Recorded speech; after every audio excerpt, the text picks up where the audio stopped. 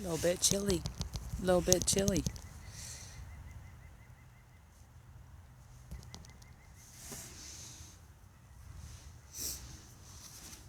A little bit chilly. A little bit chilly.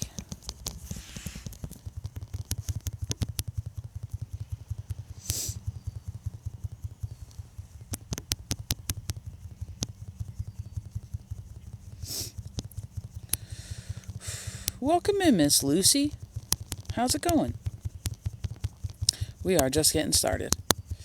We're going to go duel with Miss Keys of Wisdom 369.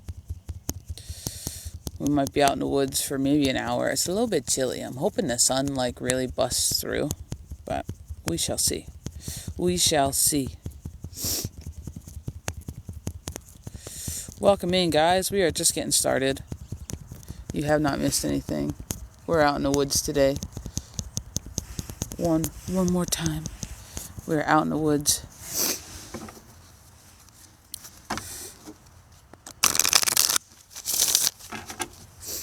Welcome in, guys. We're just waiting for Miss Keys of Wisdom 369. We're just waiting for her to get her stuff set up, and then we're gonna go live. We're gonna go live from the woods. We're gonna have just a little bit of fun today. We're gonna have just a little bit of fun. Oop, maybe if I don't turn the phone around completely. Welcome in, guys. Welcome in. Welcome. We're in the woods today. I'm hoping that the sun comes all the way out. Because it's a little bit chilly. It's a tit-bit nipply. It is a tit-bit nipply.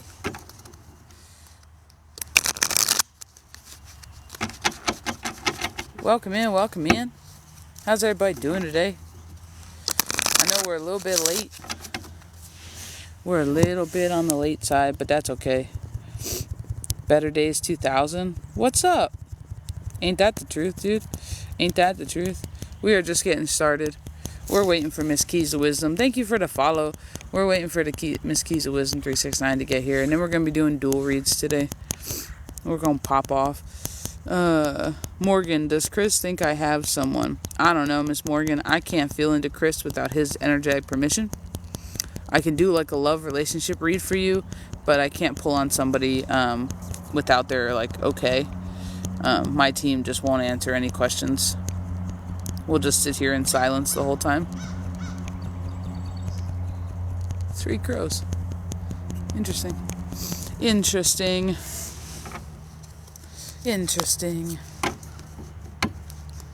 Welcome. How's everybody doing today? Is everyone having fun?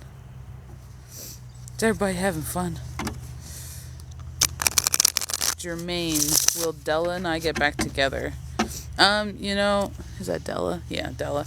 So, I don't know. We can do a love relationship read for you. We're just waiting for Miss Keys of Wisdom to get on here. So, once she pops on, we're going to go duel. And all reads are 2020 for me and her when she comes on. We'll throw collective too. Just kind of waiting. Welcome in, Miss Tammy. How's it doing? We having fun yet? Today?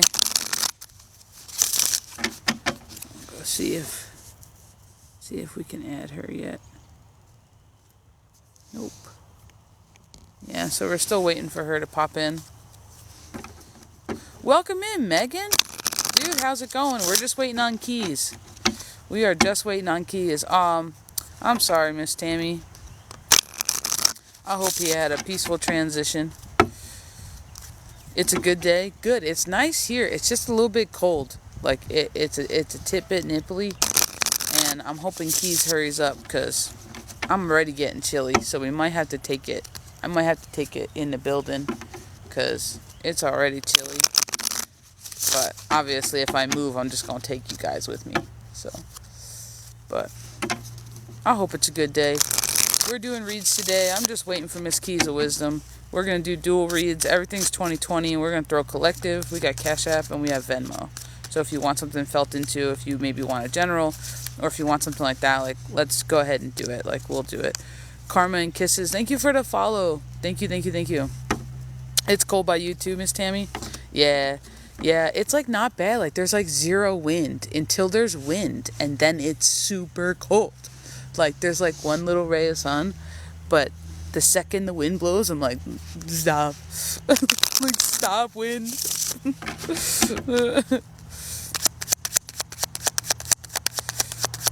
Oh, Kalilia, thank you so much for the share, dude. We might end up having to move before we even get on to duel, because like, I don't know. See if we can't woo-saw some clouds out the way, because like, oof. Okay, thank you, because now the sun's coming out. As a second I say, can we woo-saw some clouds out the way? How's everybody's Thursday going? How's everybody's Thursday going? Are we guys having fun? Has stuff been real crazy? I know heart space activations have been huge for the collective right now, along with swirling thoughts and this need to break free energy. Patterns are repeating as we just get started. Patterns are repeating for a lot of the collective right now. So if you are feeling looped in and you're feeling like, I swear to God, didn't I do this already? Didn't I already break this? Didn't I? Weren't we just talking about you stuck in your head? Like, didn't I do this already? You did. This is a test. You did. This is a test. You either answered incorrectly the first time, and incorrectly is not wrong. It's just not in your highest, greatest good. The thing that did not propel you. or you're having to set better boundaries. And this could be energetic boundaries. This could be physical boundaries. It doesn't really matter. It doesn't matter at all. Everything is going well. I got a new house and divine timing is real. See, but you got a new house because you're doing all the things. You got a new house because you are literally doing what you're supposed to. That's part of like your reward. You had to take a risk. I bet if you look back, you had to take a risk. You had to do something that you weren't sure if you should do, if it was going to be okay. And then all of a sudden, boom, you got your house as your reward for the risk. You know? Exactly. Trust the process. Dude, shit works out all the time, fam. Shit works out all the time, and nobody believes it until they see it happen for them, and then they're like, oh shit, no shit, this is some real shit. Like that's the way. like my mom's the best example ever. Love her to death, but she was a worrywart my whole life, you know. But it was because she cared so much, right? So then I was like, well, you know how powerful you are. Everything that you worry about comes to life. And she goes, well, it's just because I'm smart. I'm like, no. It's because you manifest it. You manifest it happening, and then it happens. So then we did an exercise where I was like, all right, let's do something different. And, you know, when we started getting her talking to her team, we started getting her talking to her ancestors, you know, her mother, her this, my grandparents, like blah, blah, blah. Like, and dude, that mofo can manifest anything. And she only has to say it once. Like, she doesn't question it. She had to do it once, and she's like, I don't know if this is gonna work, but I'll try it for you. And then, like, she doesn't. She's like, what? And then, ever since that first time, it worked once. She believed it'll work again, and I swear, she's manifesting her best life. Like, even just down to money coming in, down to, oh, I signed up for this, I want to get in this class, like, boom, she's in it. Like, it's wild, but a lot of times people's like limitations isn't that it won't happen. It's that they just don't think it'll happen to them. Like, for some reason, the universe works with everybody else but them. And that's kind of the misconception that a lot of people have to really get over. Is like, no, it really can work for you. Like, you're not the exception. But if you tell yourself the exception, the universe is like, yeah, you're the one exception that don't work for. When it actually works, that's the wild part. Like, you telling yourself it'll never work for you, and the universe is like, bet it won't. Just further proves how you do it to yourself.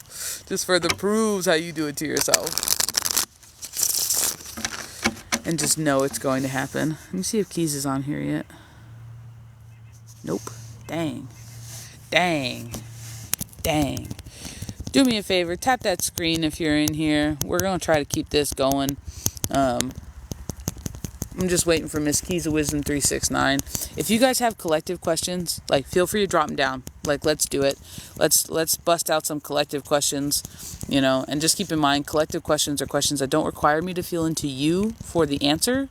You know what I mean? I was on your FYP. Oh shit. Oh shit. No shit. All right. All right. I get worried sometimes. Not actually worried. That's a strong word. Let's not use such a strong word. I question sometimes whether or not I'm really there, especially when I do like a 5 or 6 day hiatus and we come back. So I'm glad I was on your FYP.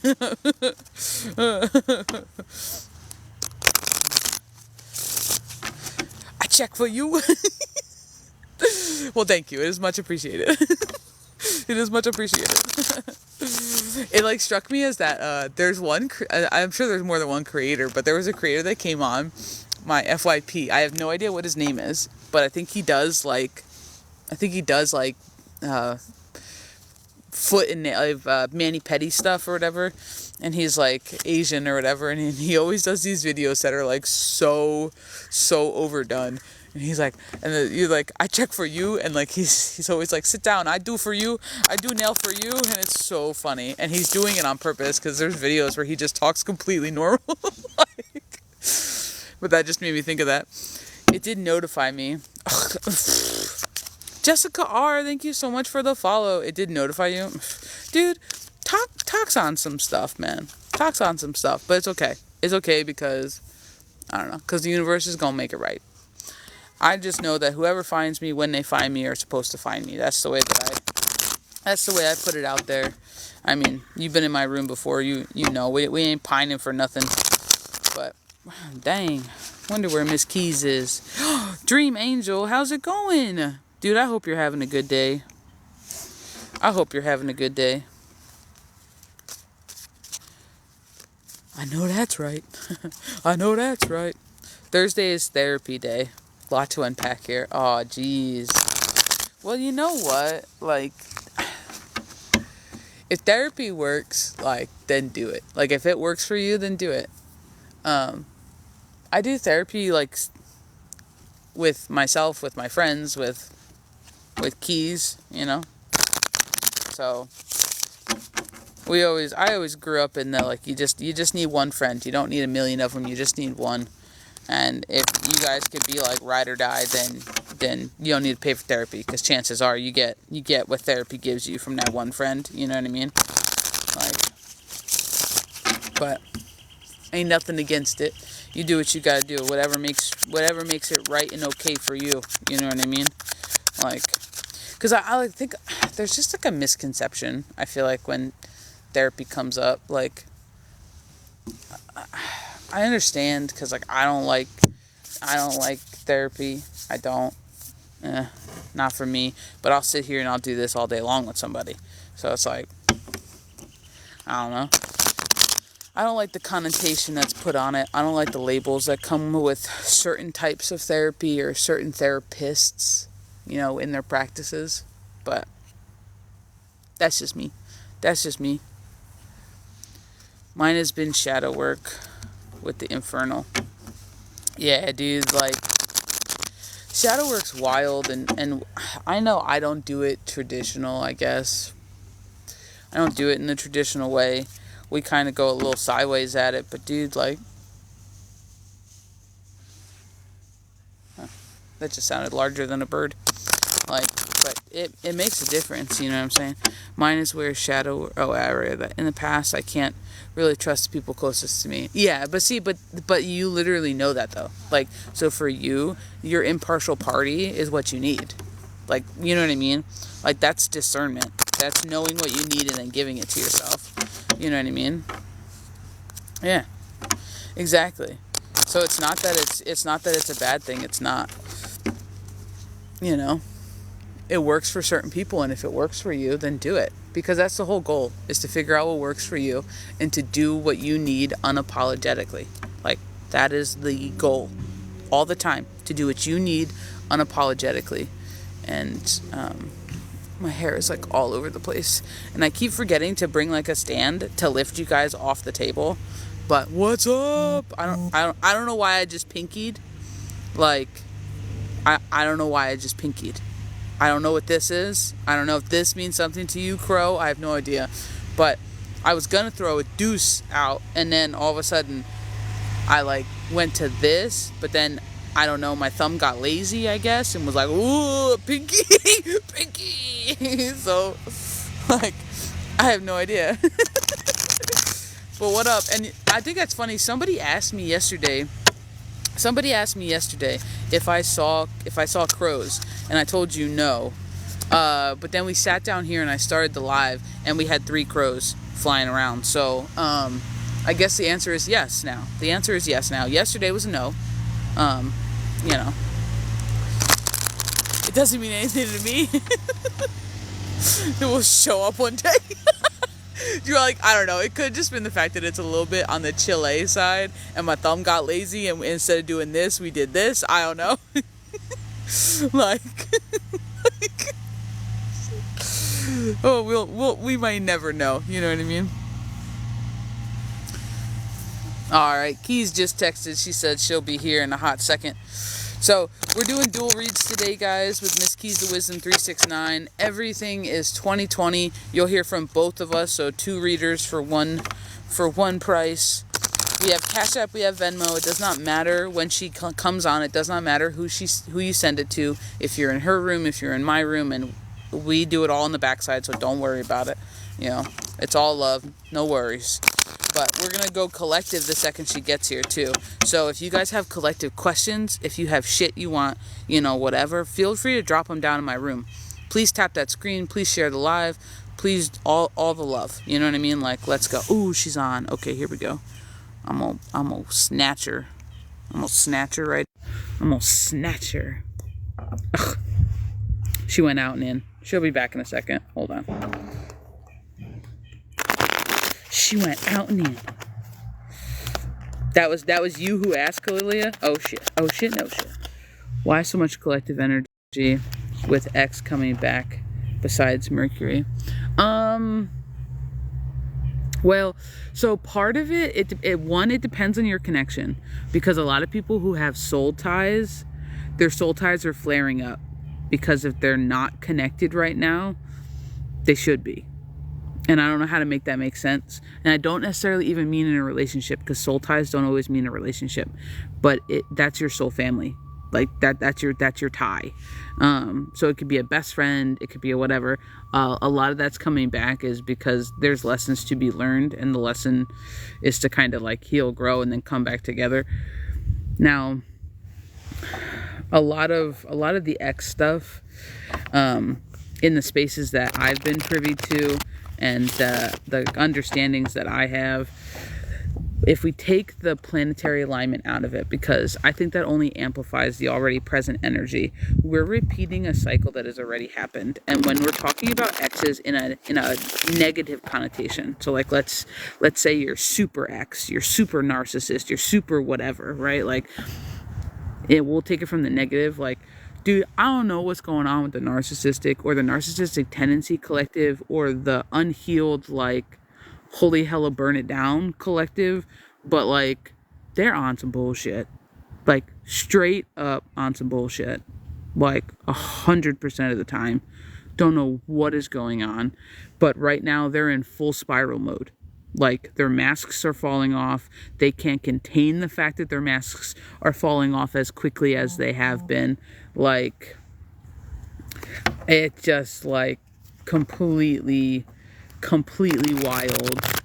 And they're in full spiral. But they're in full spiral to show you that you don't deserve it, to show you what you need to do. So a lot of people, it's holding your boundaries, it's having better self-worth, it's breaking free from the things that are confining you, boxing you, pulling on you, everything like that. So it's like one of those things. It's like, it's been wild. Now, the other part of the collective with X's coming back, a lot of times it's just the amplified energy for a lot of things, especially with the Mercury or whatever retrograde we have going on. Like, it doesn't matter. But anytime the planetary alignments are amplifying a certain energy, sometimes that amplification is just the amount that's needed to put thoughts into action. Because in order for someone to act on it, it means that it would have to have been a dominant thought process feeling or emotion within the vessel at the time that the planetary amplification occurred. So this is stuff that they haven't dealt with, stuff that they haven't put to bed, stuff that they haven't fully come to terms with. And then a lot of times they don't know what to do with it when it amplifies. So they try to address it. And sometimes addressing it is coming back, because a lot of times they haven't either processed it, or there's something left unsaid, or maybe things were left whatever. And sometimes people realize what they lost, you know, and it's not here to fuel delusion or something, but sometimes people realize what they lost when it's not in front of them. You know, they realize what was right in front of them when it's no longer present. And a lot of times, like, when they're done running, when they're done coping, when they're done pretending it didn't bother them, when they're whatever, sometimes they would rather go back to something that they might not wholly want to avoid a different feeling, which is usually loneliness, which is usually having nobody, which is, you know what I mean? So you kind of got to discern what part of the collective your ex would be considered. You know what I mean? But if they're in the negative subsection of the collective, to where it's like unhealed trauma, narcissism, narcissistic abuse, maybe reactive abuse, or whatever, like, you know, just that like manipulation, deception, deceit, lies, like their whole paradigm is swirling out of control because all of their masks are falling and they can't hold on to them at all anymore. Like, they just can't. And you're at the part, like, if you're on this, like, this is where I lose people, but like, if you're on this reality, right, like if you're on this timeline, like, let's just, you know, whatever, if you're here right now, you're watching this, you're doing this, that means in some way, shape, or form, you're either very close to where I'm at, you're right ahead of where I'm at, or you're exactly where I'm at, right? Like, so that means you jive, you resonate with what we're talking about, but that also means you have to be a certain level of healing. You do, otherwise you would be like, oh, F this, and you would scroll out the room, right? So it's like, for you to be here, you are at a certain precipice to where you're like, no, I'm not putting up with that anymore. Absolutely not. And you see it. Like, you can see the bullshit.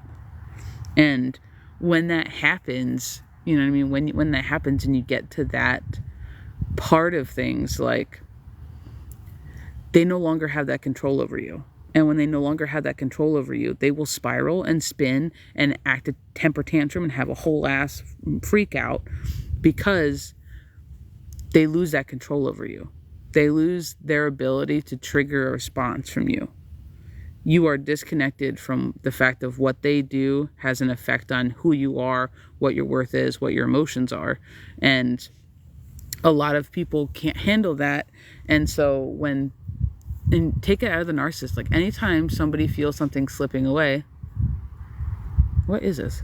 Anytime someone feels something slipping away, 9 times out of 10, their initial response, and it's usually a gut reaction, it's usually a unconscious, subconscious reaction, is to grip it tighter, right? You're holding onto a rope, you feel it slipping out of your hands, you want to clasp it tighter. It's the same thing with people, and it's the same thing with energy. Very few people don't have an initial clamp when things start to slip out of their hands. So if you spin it from an unhealed perspective, when you pull away and you no longer react the way you do, your energy is slipping out of somebody's hands. And they're going to hold on, and their way of holding on is to amp up. I need to amp up because I need to get the old reaction back. And that's why you see that like crazy, over the top energy is because you're doing what you're supposed to be doing. You're healing, you're moving on, you're doing something different. Maybe you're just not allowing it to bother you. But when somebody's, I don't want to say, this is going to sound so crazy, but like when somebody's existence and the game they play to make themselves feel better is to make you react, is to make you seem crazy, is to play this tit for tat game, you basically just took the fun out of it. You basically just took their piece off the board. And they're like, what do you mean we don't get to play? You're gonna play. And you're like, I don't want to play at all. And they're like, bitch, you're playing. And you're like, no, I'm good. I'm just gonna do this. Like, so from that perspective, a lot of times it's when you start realizing your worth, when you start realizing your boundaries, and you stick to them, because they're hard as shit. But they're for you. They're not for anybody else. You know what I mean? I'm so sorry. What does that say? Hold on. They're on some avoidant BS. I gotta figure out how to stop giving control away without realizing it. No, it's okay. It's okay. Because here, Kalilia, like, you don't know what you don't know. So you're basically telling yourself that you need to figure shit out before you have an awareness of it.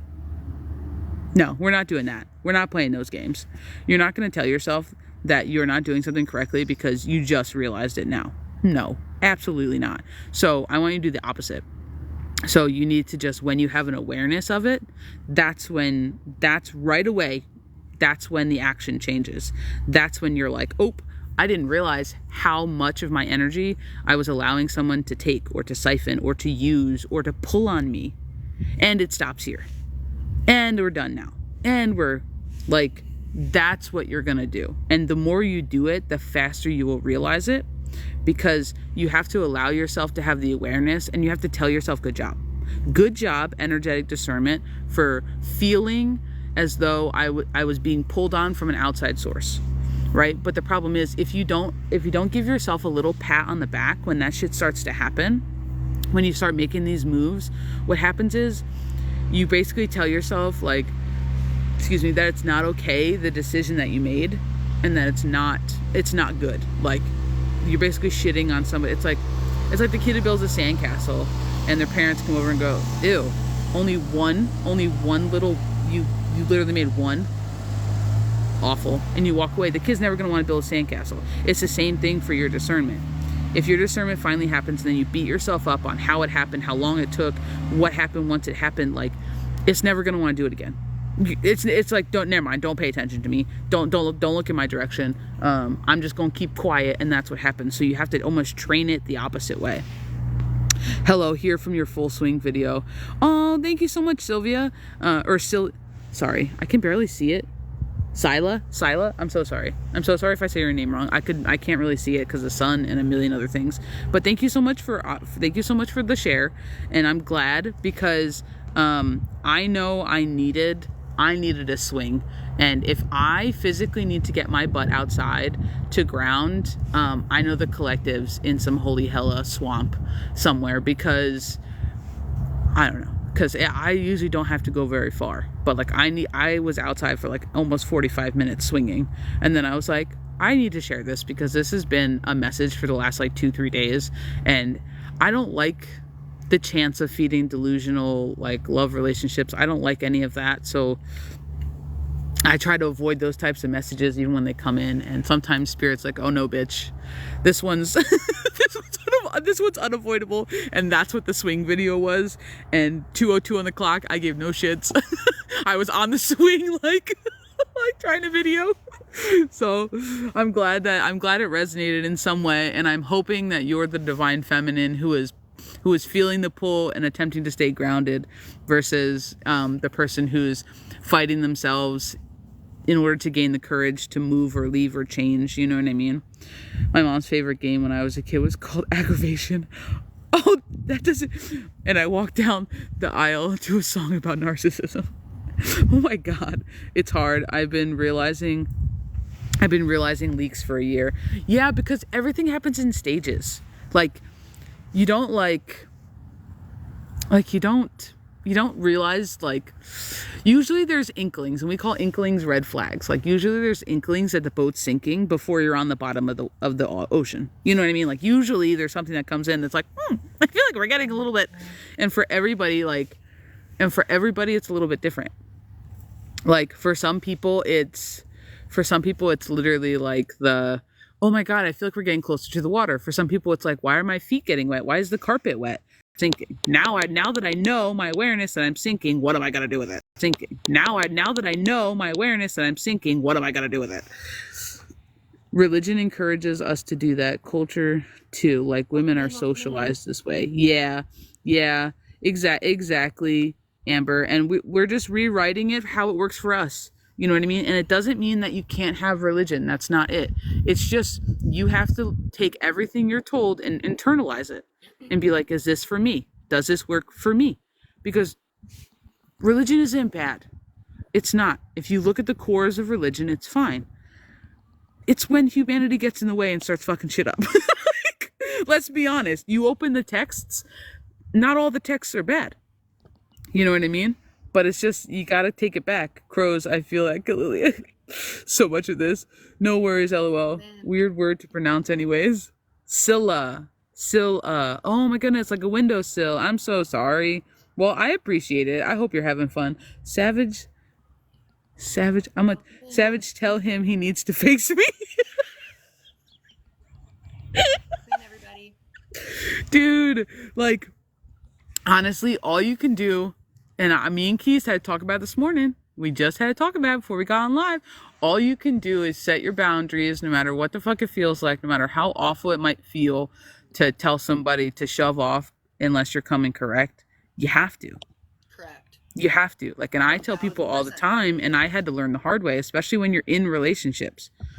You have to demand what you want in year 1. You can't turn around in year 10 and be like, well, you never did this. You have to set the standard at year 1. Like, it's the same thing. It's the same thing with energy. You have to set the standard now. Otherwise, you can't ask for a different like, you can, don't get me wrong, but it's like, you can't expect it later, right? You can't expect it, and you can't expect someone to fall in line later. So it's like, you almost have to set the boundary now. This is what I'll accept. This is what I won't accept. Come correct, don't come at all. And then you got to hold it. And that's the job of the divine feminine right now, is to hold the boundary. Boundaries are really easy to say, I have boundaries. They're twice as hard to enforce. And believe me, I'm not speaking out my ass. I'm speaking from experience. The only person who's meant to enforce them are you. They're not meant to be, like, nobody else has to agree to your boundaries. And that's what's so hard for people. They think you make boundaries, and then everybody has to adhere to them. And if they're not, then it's like the problem is them. No, the problem is you. They're your boundaries. You enforce them. It's so you don't get sucked back into patterns and behaviors you don't want to be a part of. Maybe that means being no contact. Maybe that means pulling back. Maybe that means you don't respond to that text message, or you don't answer your door, or this, that, or whatever. You are in control of that. And the thing is, like, at some point people have to understand that, like, choosing to play victim in your story is a choice. Well, that, and then like Savage, as you're saying, stop hiding. He's going to have to face me and act like a man. I would tell you to go back. I would tell you to go back for you, because I'm going to be honest, nobody's going to want to come up if your front's that big. Nobody's going to want to take a risk and say sorry if you're ready to bite their head off. Well, there's a difference between fiery energy and being like, I know my worth, and to come correct or don't come at all. And there's a difference between that type of a fire energy and you're a little boy, act like a man. Exactly. That's an attack.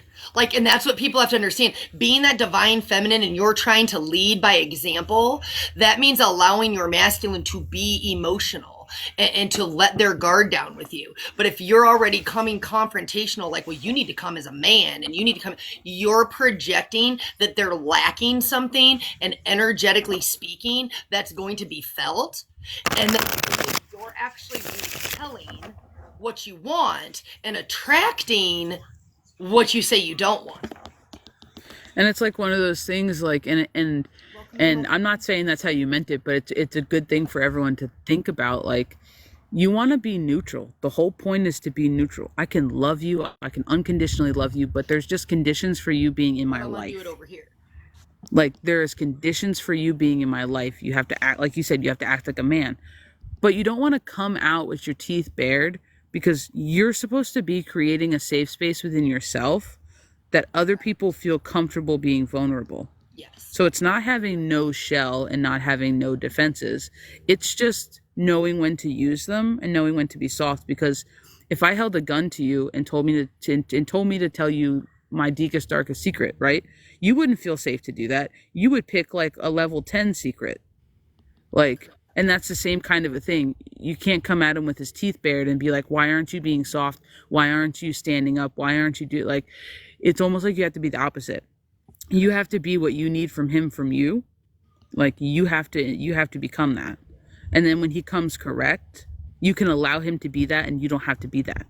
And that's what's hard. It's like you're giving him permission to be it, but you should bring it to the table for yourself, for you. And it's so hard to do, and I'm not coming at you in any way.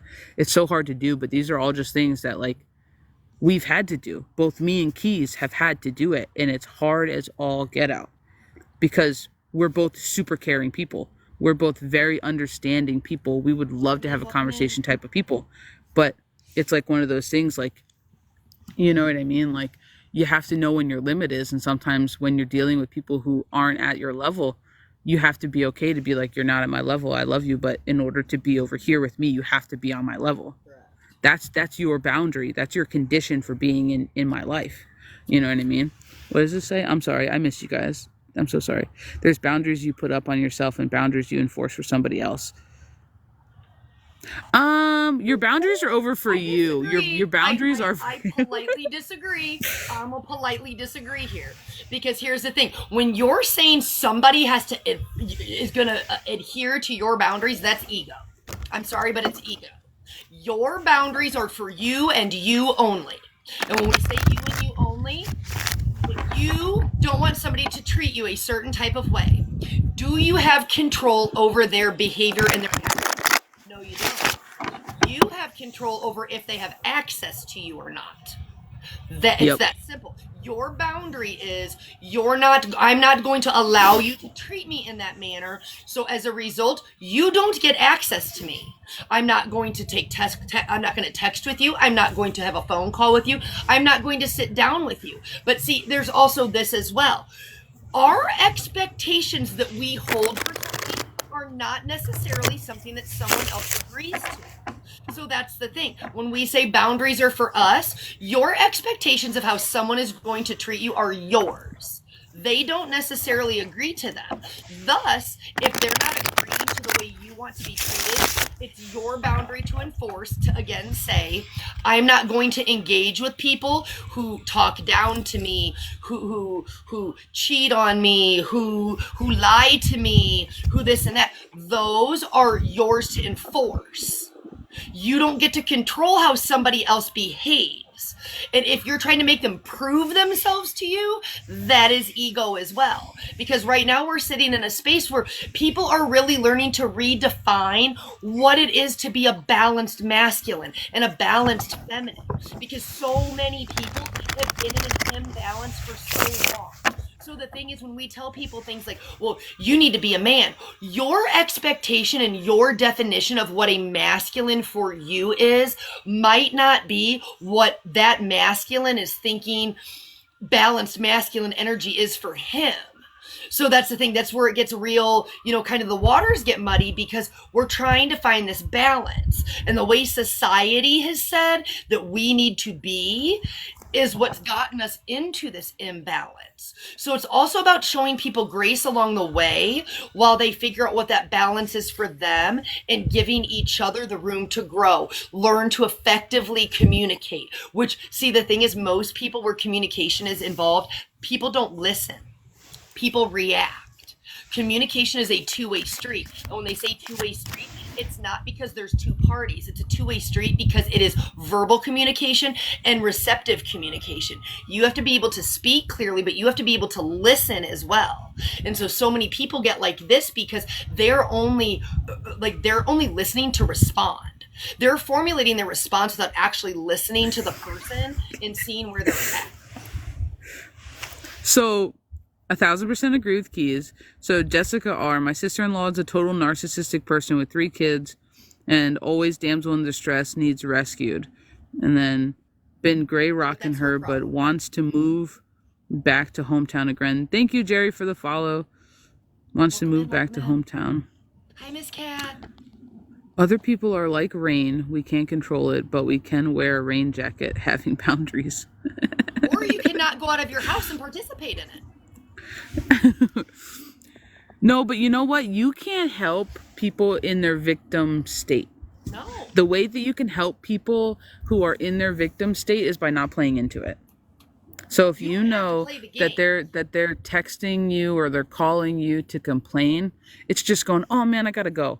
Or, oh no, I don't really want to talk about that. Or, like, I hear what you're saying. You've said this before. Let's come up with a solution because I don't want to have this conversation again. What are you going to do about it? You have an awareness. So what action are you going to take to stop it? Otherwise, and a lot of times we're just enabling the behavior. Honestly. And a lot of times, a lot of the times the victim behavior is to gain attention or notoriety or the oh my God, are you okay? So if you truly believe that somebody is playing the victim like all the time and they are siphoning your energy one way or another, right? It's not allowing them to. It's not bringing your feelings into it. It's staying disconnected from that. What they're saying should force an energetic response from you because it doesn't need to. Oh my God, you're never going to believe it. You know, Kevin did this again and I'm just over here with the kids and okay, every day, if that's how you feel, like, you know, sometimes it's just looking at that and not responding, or it's looking at it going, oh, okay, let me know if you need something, and then going about your day. Like, you don't need to sit there for 40 minutes on the phone with somebody if they have no intentions of leaving. And I do the same thing in this room as I do in private sessions. If you sit with me, you get one I didn't know moment. And then like after that, if we've addressed it, I'm like, what are we doing here? Because we've talked about this. What are we doing? Because so what plans are we putting into place now? Because now this is a choice, right? It's not like an out of my awareness thing. So once you tell somebody like, hey, like, you know, I've heard you say this before, like, why don't we sit down and come up with a plan? If that person doesn't want to come up with a plan, that's a huge red flag. That's a huge red flag. And it's not like I'm not saying that if they're unsure about ripping their life apart no. I'm saying if they're not wanting to even have a conversation that is problem solving, that tells you that they're not looking for an answer. And sometimes if you're good friends or you know somebody, sometimes you just gotta look at them and be like, okay, what are you looking for from me? Are you looking for just an ear, or are you looking for me to help you fix a problem? Because a lot of times people get their own feelings hurt when they're coming with solutions and people are just venting and they don't really want a problem solver. So sometimes you just gotta be honest and be like, so tell me how you want me to react, because I'm gonna lay some shit on you that you're probably not gonna like. Like, you know what I mean? Like, phew. Don't know how to woo. I got that song stuck in my head. I'm gonna have to look that up when we get off of here, that woo song. Because it was in my head last night, or the night, or the afternoon before, and it's in my head again.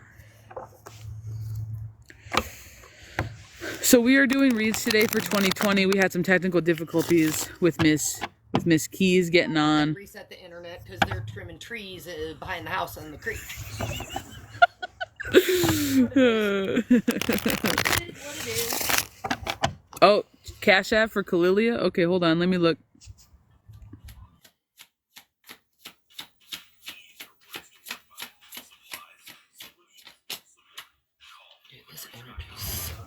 Okay, first of all, girl, I hope I'm back. First of all, thank you. Thank you. I know you did it on purpose, so thank you.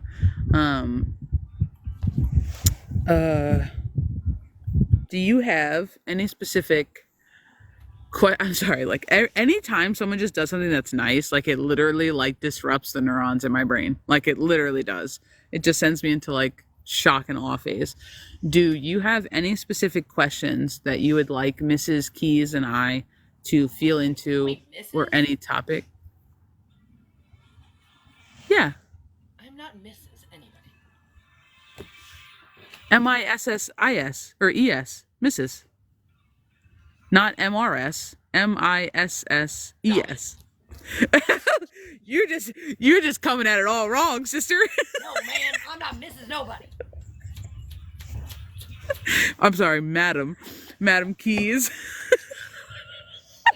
I will do that, Matt. That's better.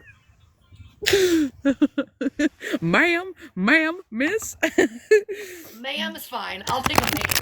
If people don't like ma'am, I'm totally fine with ma'am. Excuse me, ma'am. Excuse me, ma'am. Sometimes I turn around and I'm like, ma'am. Well, ma'am.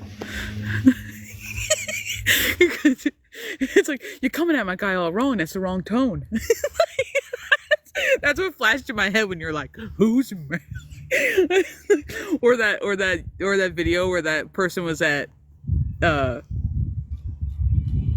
it GameStop? And he's like, "It's ma'am." Anyway, okay. Here we go. Do you want to start with Miss Kalilia, or do you want me to start? All right. Keys is going to start with you, Miss Kalilia. She says a general.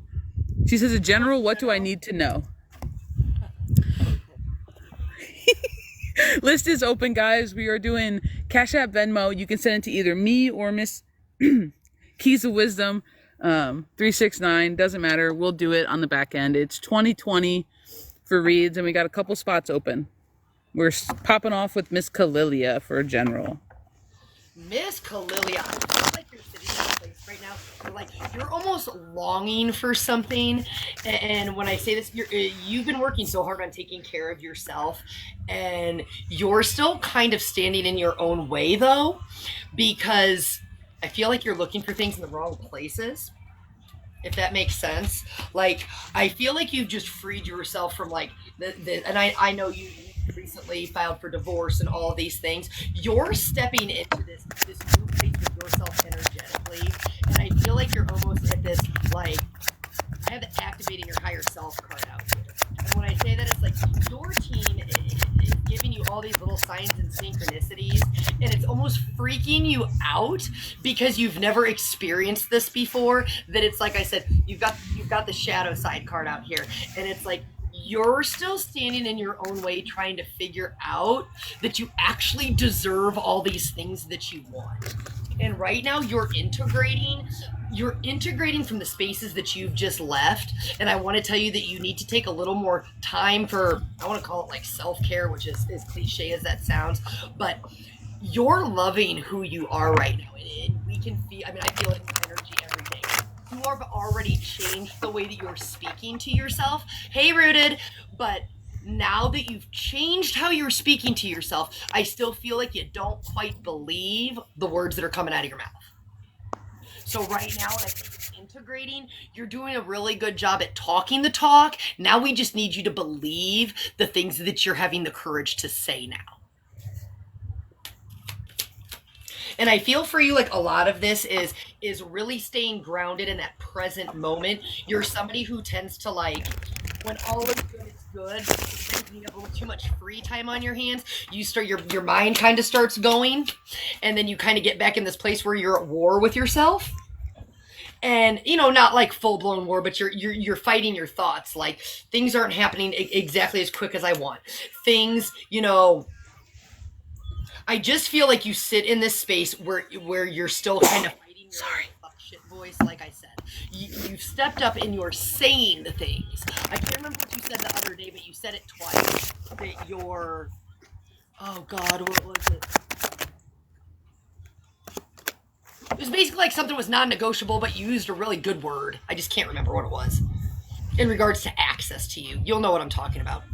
But my point being is you're talking to yourself this way, but your little shit talking voice still sits in the back of your head a little bit. And so that's why I said for you right now, I feel like you have to really work on integrating those pieces and parts of yourself, because you've done the hard part. You've broken out of cycles in spaces where you've outgrown. What is she saying? She's saying something over there. She says, my worthiness is unquantifiable, but then she says, no one gets to hurt me for free anymore. I wanted to say unfuckwithable, but I'm like, no, that's not it. But yes. She says, no one gets to hurt me for free anymore. Yes. You have to pay for that. But no, but the thing is, you know these things, but now you get to apply these things.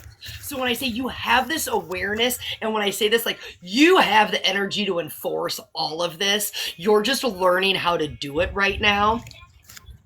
And part of that is right now, this is the being your own best friend is what I want to say. You come in here and you show up for everybody else. Now show up for you with the same big energy you come and support everybody else with.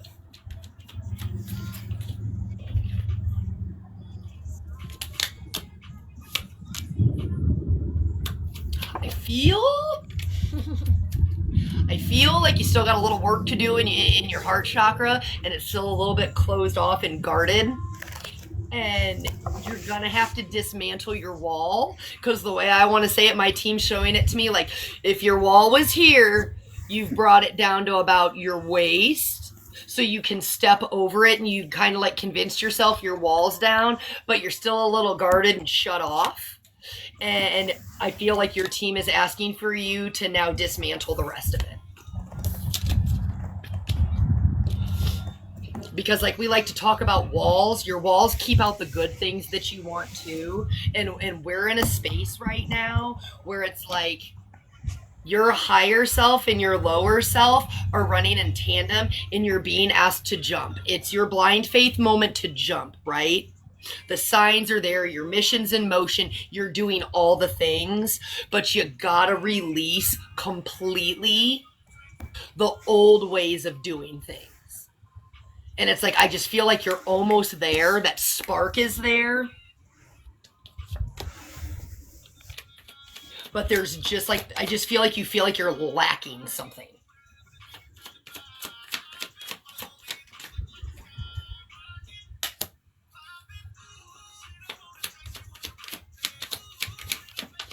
She says she's been struggling on how to internalize the nice things she says. She doesn't know how to talk nice to her. I mean, she knows how to verbally. She uses humor as a coping mechanism. And I know that because I see it, because like I do that. From one to another. I'm gonna call that out right now. That's why I said, when I say self-care, you have to learn to believe the nice things that you say. When you say that you're, unquantifiable and there's no limitation, stop limiting yourself. When you say things like people don't get to hurt you for free anymore, that's because you're seeing your worth. But when I say you actually have to believe what you say, it's hard for you to say the nice things to yourself because in the back of your mind, and when I say the fuck shit voice, it's not even yours. It is like the internalized voices of other people along your way that every once in a while chirp in your ear. So when I say it's not even yours, you just need to shut it off. Because that is internalized voices of other people. It doesn't belong to you. And I've got the 10 of Swords out here. Not yours. That again is like, that's when we talk about burdens, but your swords are your air, they're your thoughts. Those thoughts aren't even yours. There's things that happen, and when you're in that I want to call it like that downtime with yourself, when it gets a little too quiet, those things creep in, but they're not yours, and you have to disconnect from them, because I can tell you when it happens, then you come out with your big fire and you're extra sassy and you're extra sarcastic because it's your coping mechanism.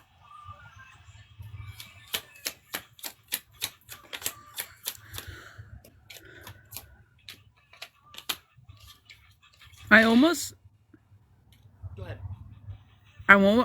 want to tell you, Miss Kalilia, that like you're rebuilding your foundations. This is really what it feels like. And I really want to tell you that you don't have to be the old you. Nope. And I know that this is going to be so weird because I feel like there's this part of you that just wants to get back to who you were before. There's like this push-pull of like, well, I want to go back to what I was doing before. Well, I want to be this happy, confident person. Well, there's like something that you're like, oh, what, like before. But my team is being super adamant is that you're not supposed to go back to be who you were before, because that's an impossible task of which you're not going to be able to reach because you're different now. And there's something that they're trying to get you to find in the different now that's your new beautiful. And it's going to be very difficult for you to find it if you're consistently looking back at the past going, I wish I had that back. Because you're never going to get it back. Because going through the experiences you've gone through from then to now is forcing you to be a different person. It's forcing you to do something different. You're not the same person, so therefore you can't be what you were. And there's just this energy the entire time Keys is talking, and my team is just harping on your foundations, and I keep seeing the 4 of Wands on repeat, and I feel like they're asking you to think bigger, think better, and that's the way that I keep hearing it in my head. Think bigger, think better, because it's almost like you're trying to force something to fit is the way it feels. It's like you're trying to force something to fit in a construct of the new you. If it doesn't fit, then it's not the new you. because the new you comes easily. And I want you to say this, the new you, the authentic you comes easily. Like, this is part of your rebuilding. This is part of your restructuring. This is part of the finding who you actually are. And they're just talking about this. The need to love you is not necessarily loving the old you. It's not teaching yourself this new. No, it's realizing that the raw you is enough. And that's what you're going to learn to love. And I feel like there's a part here that you just haven't quite reached that part. And that's why internalizing the things you say is hard. It's because the things that you're trying to say don't resonate with you because you're not saying them right. I know it sounds shitty, but you're not saying them in your voice. You're saying them in somebody else's kind voice. Start saying them the way you speak. I'm fucking fine as hell. I got my shit going on for me. However it is you talk, you need to talk that way. Because that's what your body's going to resonate with. It's not the, I'm a very confident, strong, independent woman. Fuck no, that's not how you come up in these comments. That's not how you come up in these comments. No. So that's not what's going to register for you. Because doing it in your authenticity is also doing it with your fire. It's also doing it with your sadness. It's doing it with your sass. And there's just something here that it's like you're almost placing it outside of you. Like something that you need to change about you in order to get what you need. And my team's like, no, fuck that. My team's like, fuck no. Because you're doing it again. And my team wants to stop you right there because you're doing it again. In order to tell somebody that you need to change something about you, you're basically telling your entire body every single time you do it that you're not okay right the fuck now. And the whole goal of spirituality is to realize that you're okay right now. You know what I mean? That you're okay right now. And it's one of these things like, I'm going to tell you right now, no. Somebody told you were intimidating. They were intimidated by you. There is a difference. And it's okay because when you're on this journey, I'm intimidating as fuck. I'm intimidating as hell. I have people in their 60s scared of shit of me. And all I have to say is, hi, good morning. And the roof. And it's off and running. And it's your energy. Correct. It's your no fucks given. Confidence is scary to people who do not have it. Your outgoing is scary to people who do not have it. You are not intimidating. People are intimidated. And there is a complete difference. You are not coming up to somebody with no knife going, you better back up, I'm going to hurt you. No, that is intimidating. If you're going, hey, how's it going? Good morning. Are we ready to have some fun? And they're scared. That's them being intimidated by your energy because they don't house what you house. That's the difference. Not somebody who minces words. So the fact that you speak your truth, you say what you mean, and you say what's on your mind is going to intimidate people who can't find their voice, who make themselves smaller. You have to be okay with knowing that your existence will irritate other people. And that's not you gotta realize like your truth is gonna irritate the shit out of the ears of the liars. Yes. It just is, because you delve it out. Like, because you don't see it that way. And I want to tell you that. You don't see it that way. You're like, well, I was just trying to be, I was just trying to be me. I was just trying to be friendly. That's fine. But quit trying to please the people who aren't fucking you. Go be you, and the people who fucking need to be will find you. That's all that matters. When you know your intentions, so you know you weren't coming from a place of malice, a place of this, a place of that, that is you discerning your own energy, so you know these things aren't yours. So it's that simple. I mean, that's when I say people make things so much harder than they have to. When you know in your essence, in your being, in your gut, in your soul, that you came correct, and you feel other energy or things are being projected on you, you know it's not yours. Do not adopt it as your belief system. Because then I'm gonna be honest, is impacted by what you're carrying that isn't yours. Because I'm going to be honest, like, you're basically on a self-love journey. Call it whatever you want. You're on a self-love journey. You're on a rediscovery. You're on a reintroduce myself moment. I'm going to get squared up with the camera now. You're on a self-love journey. But every time you deny that piece and part of yourself, you're basically telling that part of the pie to fuck off. Yep. I love all of me except for that slice. Fuck off. Like, that's wild. Then you're not on a self-love journey. You're not. It's learning that you're perfectly fine and the pie is great as it is with that piece involved. So that piece is your sass, that piece is your truth, that passes your unapologetic tongue because you have one.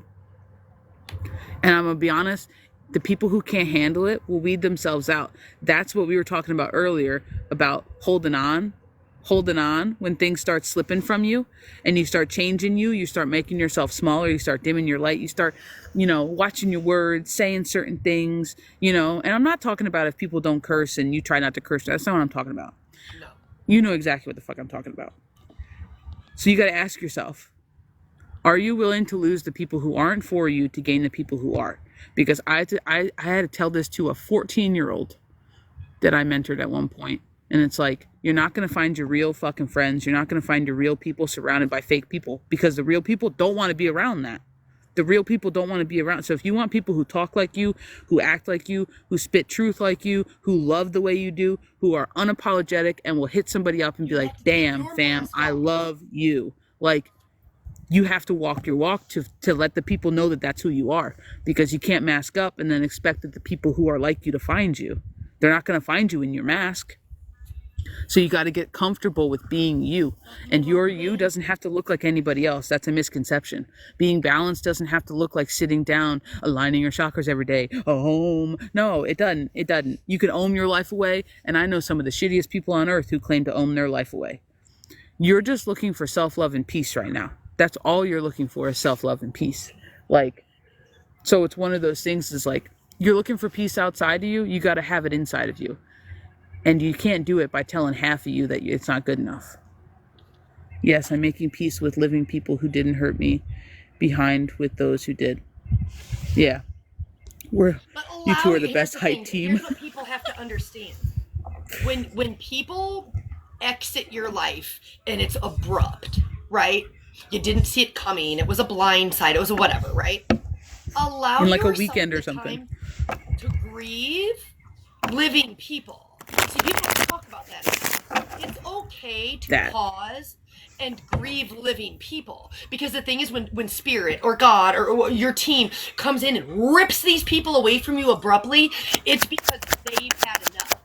They have had enough of you allowing people to treat you a certain type of way. So there is some kind of catalyst event that it's just like rip the Band-Aid off, threw them 10 sheets to the wind. And then you're sitting there and you're like, what did I do? You didn't do anything. You're wanting this new. You're wanting, things that no longer, that don't serve your highest good to be removed. They're doing it. They're making it happen. But see, your expectation was that people would rise and they would change and they would this. Nope. See, that's where we talk about what we can't control. They get ripped away, and then you're sitting there and you're blaming yourself. The thing is, it can be as simple as these people no longer energetically matched where you're at. And they no longer get to treat you like crap. And the thing is, you gave them chance and chance and chance and chance, because your energy, when you choose to heal, it forces the energy around you to rise. That's how it works. When they chose not to rise one too many times, then divine intervention happens and they're ripped out of your life. Allow yourself to grieve and feel what you need to, but know at the end of the day, you don't deserve certain treatments. You don't have to tolerate certain things. And that is, again, about your self-love journey and knowing your worth. So when we say you're reintroducing you to you. You're realizing all these things, and you've got this newfound clarity now. Like, it is crystal clear, but it's scary. It's new. You can see things for what they are. And now you're realizing all of the baggage that you carried was not yours. So you're reintroducing yourself with the weight of the world no longer on your shoulders. And I'm going to be honest, it's a misconception that the process of making peace is peaceful. Because it's not. It's not. Making something peaceful is what happens as a byproduct of expressing and experiencing everything else. So making peace with people leaving who hurt you or who didn't hurt you doesn't mean downplaying your emotions. Doesn't mean downplaying your feelings. It doesn't mean not feeling something. If you're angry, in order to make peace with something, you have to feel your anger, because that's how that type of an energy no longer controls you, and that is how things work. So it's one of those things, like, making peace isn't peaceful. Peace is the outcome that happens after feeling everything. So you're allowed to be angry. You're allowed to be sad. You're allowed to be pissed the fuck off. You're allowed to feel burnt. You're allowed to feel disrespected. You're allowed to have your trust broken. You're allowed to have all of those things. But it's only when you deny yourself the realization of living and feeling those things is how you become unpeaceful. So if you want to make peace what your end goal is, right? Like the vibration you sit in, then you need to feel everything to get there, because that's how you release the control that has over your emotions that trigger them and trigger you to not be peaceful. Peace is not the absence of war, it's the presence of it. And people don't realize that. And it's not a you thing, it's a collective thing, because it's just taught incorrectly, in my opinion, and that's completely my opinion. It's just taught incorrectly. Peace, like if you look at it like a suitcase, right? The war would be the chaos of a packed suitcase. Well, you have to go through everything to unpack it. And then that's when you get your peaceful, quote unquote, your neutral suitcase. You know what I mean? So you're on the right track, Kalilia. You got to show yourself a little bit of grace, dude. And you got to not be afraid of yourself, because there's like a part of you that you still keep just for you. And that's okay. But you're not sharing that part with you, honestly, yet. And that's what you got to get to. It seems to be a theme that keeps coming in my space lately: vulnerability. And that's the part of being vulnerable with you. That is what you're working on right now.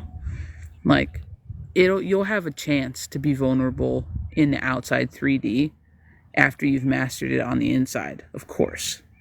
But you have to be vulnerable to you first. So that means owning your feelings. That means, owning your story, owning all parts of yourself, even the ones that aren't so jokey and aren't so laughy, because I'm going to be honest, everything's duality. So the funnier the person you are, the more deeply sad you can get. And people don't get that unless you're a really funny person. Hi, welcome into my room. Like, it's one of those things. It's all in duality. So if you could be the person that lights up a room with your energy, with your laugh, with your words, with your one-liners, with your sass, with your smile, you're also the person that could bring the room completely to its knees with the depths of you. But it's uncomfortable for you to go there. So it's one of those things, like, you have to go there to make it not uncomfortable for you anymore. You know what I mean? And it's just one of those things, like, you got to get real with yourself. And there's a part of that self-acceptance that it's not going to look like everybody else. So just throw it out the window. Throw it out the window. Because I can tell you right now, based on your energy, your healing isn't going to look like anybody else's, dude. And it's not going to make sense to anybody else. Like, it's just not. I can already tell. Like, the way your energy hits me and the way some shit resonates, like, it's not going to look like anybody else's. But you know what? In order for you to do it properly, it can't look like anybody else's. Like, it just can't.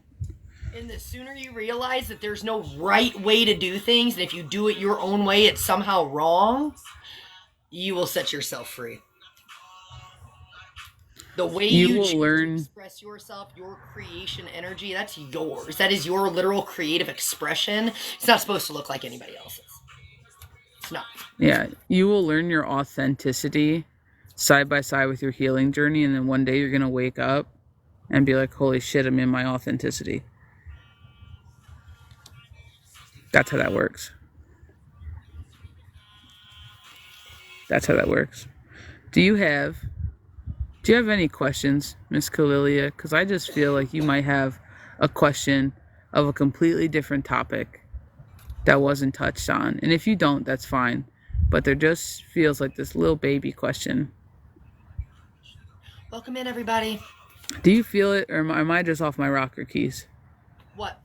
Do you feel like a little baby question in the back of the energy? Yeah. And ending with, I'm so paid, which was a sign from yesterday.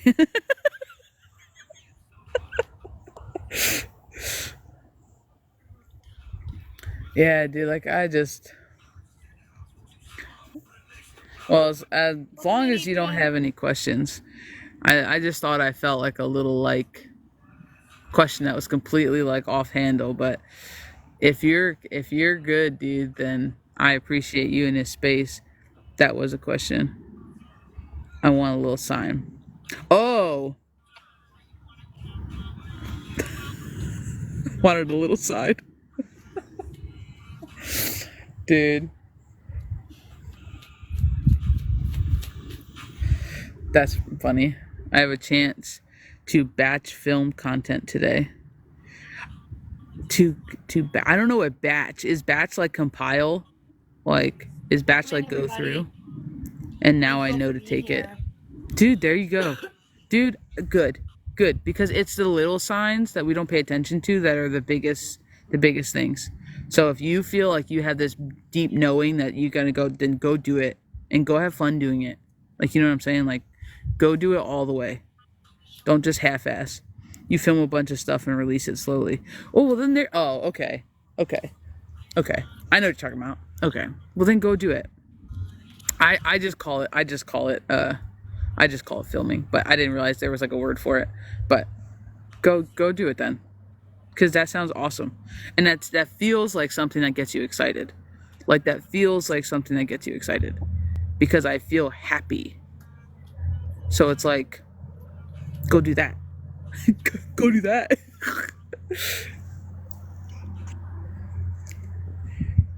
Batch of cookies, batch of content. Yo, I would love me some nice cookies right now, because it's a tip in Italy out here. We might have to move into a building, because like I'm getting on a chili. Like I'm getting chili. Well, the list is open, guys. I'm glad, Miss Kalilia, this helped in some way, shape, or form, and I'm glad when we have these little chit chats. But list is open. We're doing 2020. We can cut diamonds over here. Yes, we can. We can cut them in the house too. Facts. I think I'm gonna flip you guys around. My sweater on. I'm gonna flip you guys around. Maybe. Welcome in, everybody. List is open today. It is 2020 for dual reads with myself and ChildOfBalance. We either have Cash App and Venmo in our link trees. You can donate to either one of us. Just let us know in the chat. We'll figure all the splitting out on the back end. We appreciate you being here. If you guys have any collective questions, as always, you can drop those in the chat. Just remember that a collective question doesn't require us to feel into your individual energy, and as always, we will not pull on anyone's energy that is not present to consent.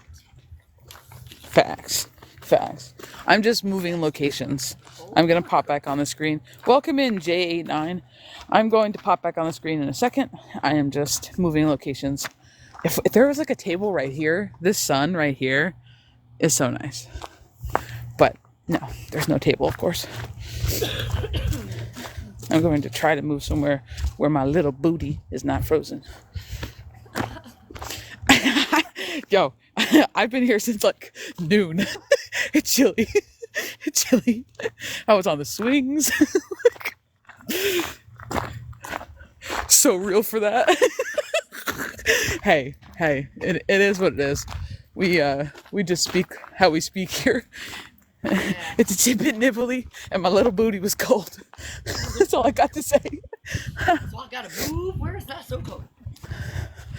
Like, I don't even think I have butt cheeks right now. It's so cold. So like, we're gonna move off the bench.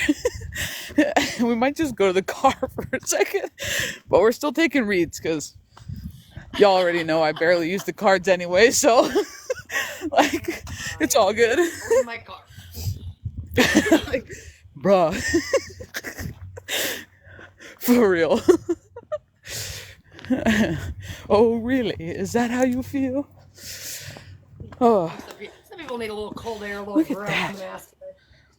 Don't you just love when roots are like popping out the ground? Yes. Yes. I don't know why, but I feel like when they come up. Okay, another license plate. JTB. Okay. Okay. I just feel like.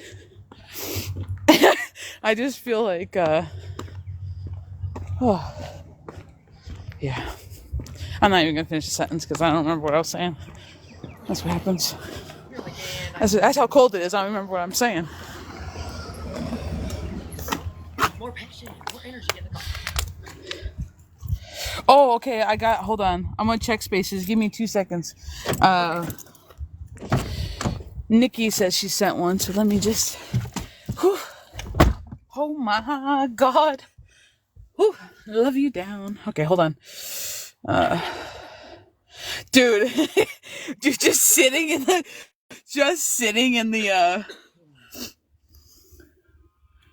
Okay, bam. Okay, hold on. Let me check. I'll be right back.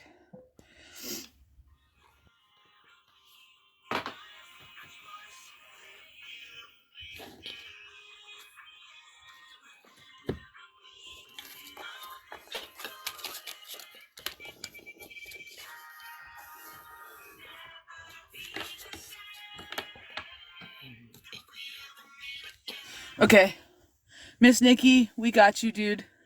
We got you, homie. Do you have a specific question or topic that you would like felt into? Let's see if I can put it in the steering wheel maybe. No, I can't. I'm not gonna be able to do that. Up here? Oh my God, that would be awesome.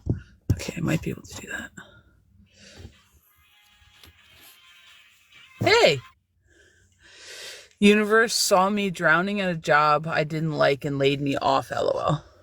So whatever comes through, my redirection team. is the blessing. I know, I was just thinking the same thing. All right, well, Miss Keys is going to start you off, kid. As soon as I can find a good place to put phone. So relieved and blessed is what she said.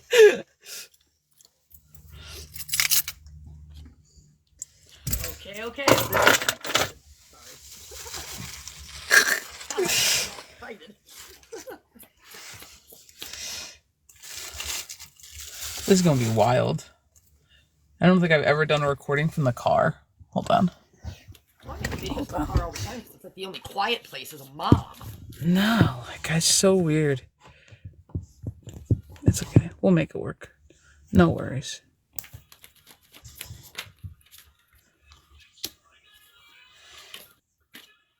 This guy. I wonder if I can... Keys is shuffling for you right now. I'm just trying to see if I can find the best place to put you.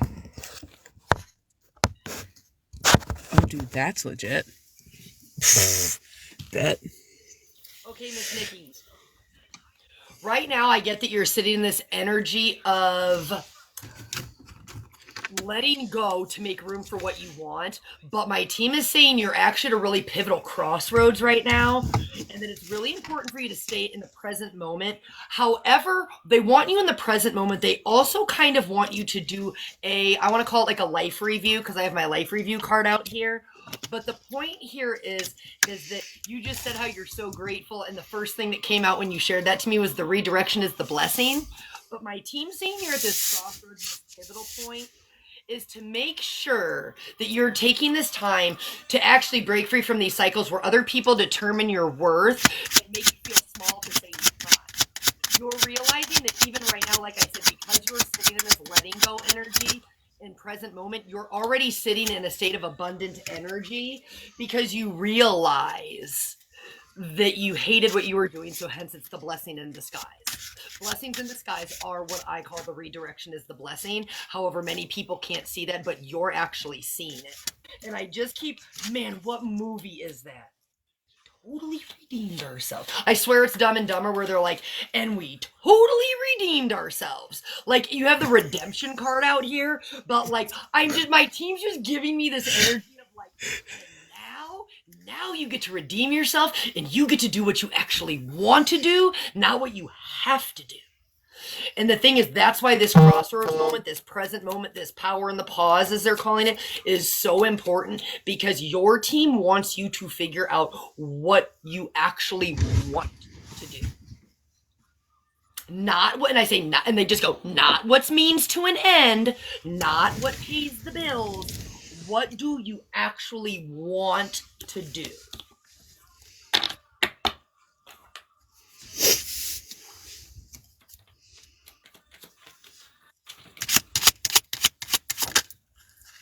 Because I get that wherever you're moving out of, like, whatever you've been doing, it was very stagnant and it was very monotonous, is the word that my team is using.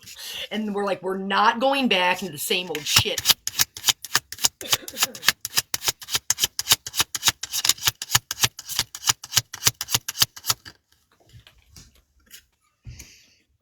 It's so funny because as soon as I said that, the Tower card came out. But then you come out as the Queen of Cups. So like I said, you're bridging your Tower right now, which is the collapsing of the destruction of the old, right? Paving the way for the new. But like I said, right now, I feel like I want to tell you, don't jump at just any offer, because you don't want to sit in a space where you're doing things out of desperation, but you want to do things out of inspiration. And my team's always big on that. You want to create out of inspiration and not desperation. Because like I said, you're sitting in a space where you really don't have a mindset right now, and because of that, that's your Ace of Swords. You're not feeling the pressure per se to just do what you have to just go through the motions.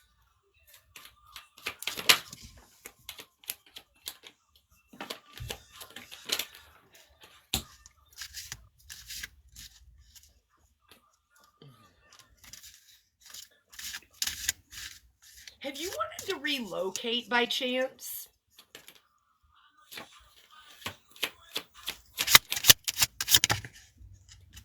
My team just said you were looking for a way out and now you got it.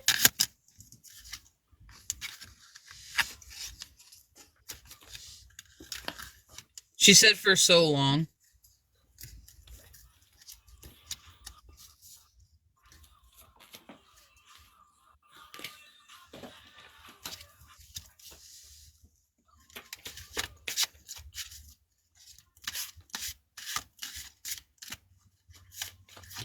I've just got this energy here. I've got the Four of Pentacles in reverse, and then I've got the Knight of Wands in reverse, where it's like, you're ready to, like, I just want to say, you're ready to, like, completely let go of the old people, the old places, and you're ready to start over. However, I think there's this energy that you sort of sit in, and this is that crossroads energy, where you're almost like it's reckless to just up and abandon everything that I've been doing here. But I just feel very called to tell you that my team's saying, this is your way out, and if you want to go build in a new space, that's what you need to do. And then I've got the Ten of Pentacles out here.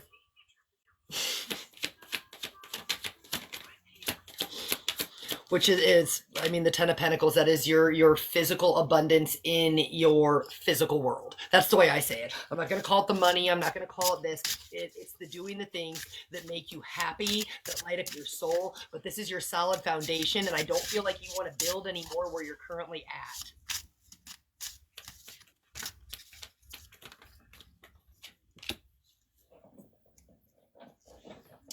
Yeah, you've got tons of pentacles coming out here. Good Lord.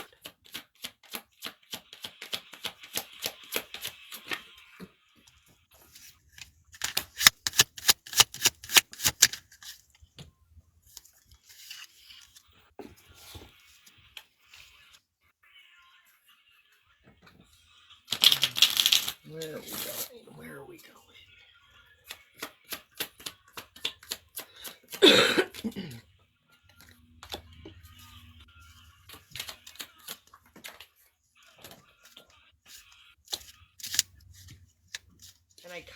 I don't know if this will be what you want to hear. There may be a stepping stone. I want to call it a stepping stone.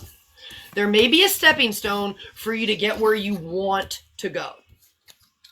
But again, my team is saying that if you need to make a temporary decision to get to your what do I want to say? To bridge out of where you're at, don't be afraid to do so. Just don't camp out there.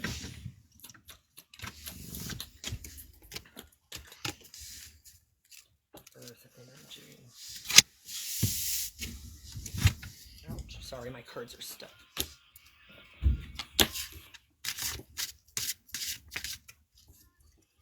But I'm going to say it's definitely time for a change. You have your South Node card out here. This is all about getting out of your comfort zone and doing the things you want to do, not versus the things that you have to do. And I just want to say this. Do not cling to the familiar is what they say. Do not cling to the familiar and the comfortable. Because right now, and I'm just going to say this on a bigger level, but it's absolutely applicable to you, you're being asked to trust. And when I say this is the divine time card. Right now, it's like you're being asked to jump and almost pick your timeline, pick where you want to be. But in order to do that, you're going to have to jump into the unknown. You're going to have to jump into uncomfortable. And you're going to have to jump into a way of doing things differently than you've ever done before. All while having that blind faith. That's what I want to say. This is your blind faith moment. This is your leap of faith, your blind trust. This is your free fall, your trust fall. But this time you have to have the faith in yourself, the faith that it's all going to work out the way you want, rather than, and I have the deception card out here, you deceived yourself before in the past, where you thought you had to stay stuck where you were, and now you don't. But like they're just saying, harness the energy of the redirection. I don't know what the hell card that was.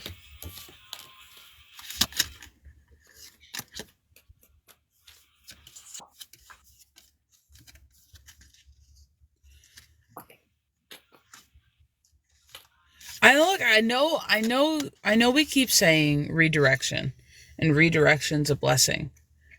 But I'm gonna be real honest, my team over here is like almost making me feel as though like a move or be moved. Yep. Like it's almost feeling like that, in the way that this might have been something you asked for, and there may have been little opportunities before this to make some sort of a transition or a shift, and it's almost like you either didn't take it or I almost want to tell you that you psyched yourself out. Like I almost want to tell you that you mentally convinced yourself that, oh no shit, no, we're not doing that. Oh, that's not gonna work. Oh, this is gonna go bad. Or oh, like there's like this little kind of like almost like making it like almost unattainable, and it's literally like you kind of rationalized with yourself is the way that I feel it. And I'm gonna be completely honest. Your team yeeted you out of the nest like a baby bird. Like that's the way that I want to say it, is because I feel as though they were like, she's asking for this, is she not? Like, and we're giving her all the signs to leave. We're like giving her all the signs to leave. Like that's what this feels like, is someone who's just like, give me a sign. They're like, here you go. And you're like, okay, shut up. As I say, give me a sign. It's a 10 of swords. That's hysterical. But it's literally like, okay, here you go. And you're like, oh, thanks. And they're like, what are you going to do with the sign? And you're like, oh, I don't know. And I'm like, can I have another one? If this is like really it, can I have another one? And they're like, yeah, no problem. Thank you, sir. Can I have another swords card? Shut up. Another swords card. And then they're just like this. And they're like, you know what? And they like yeeted you. And it's one of those things that it's like, it like the redirection's a blessing, 1,000%. But it's almost like I want to say the redirection's a blessing because it was move or be moved. And bitch, you didn't move. So they were like, okay, we're going to make it so you gotta move. And it's like they whoop whoop and they pushed you. Like that is literally what it feels like. So right now, as you're like in this in between, they're waiting for you to start moving your feet. They're like, no, bitch, this is not a rest. This is a bridge. You don't stop on the bridge, like, because then people can't get by. Like, this is like this kind of, what does that even say? I can't read it. Shift or be shifted? Shift or be shifted. Oh, thank you, Crow. See you guys later. But like, it's one of those things like, but that's what it feels like. It like feels like you're kind of taking a pause for a second in the bridge, and your team's like, come on, like keep going, come on.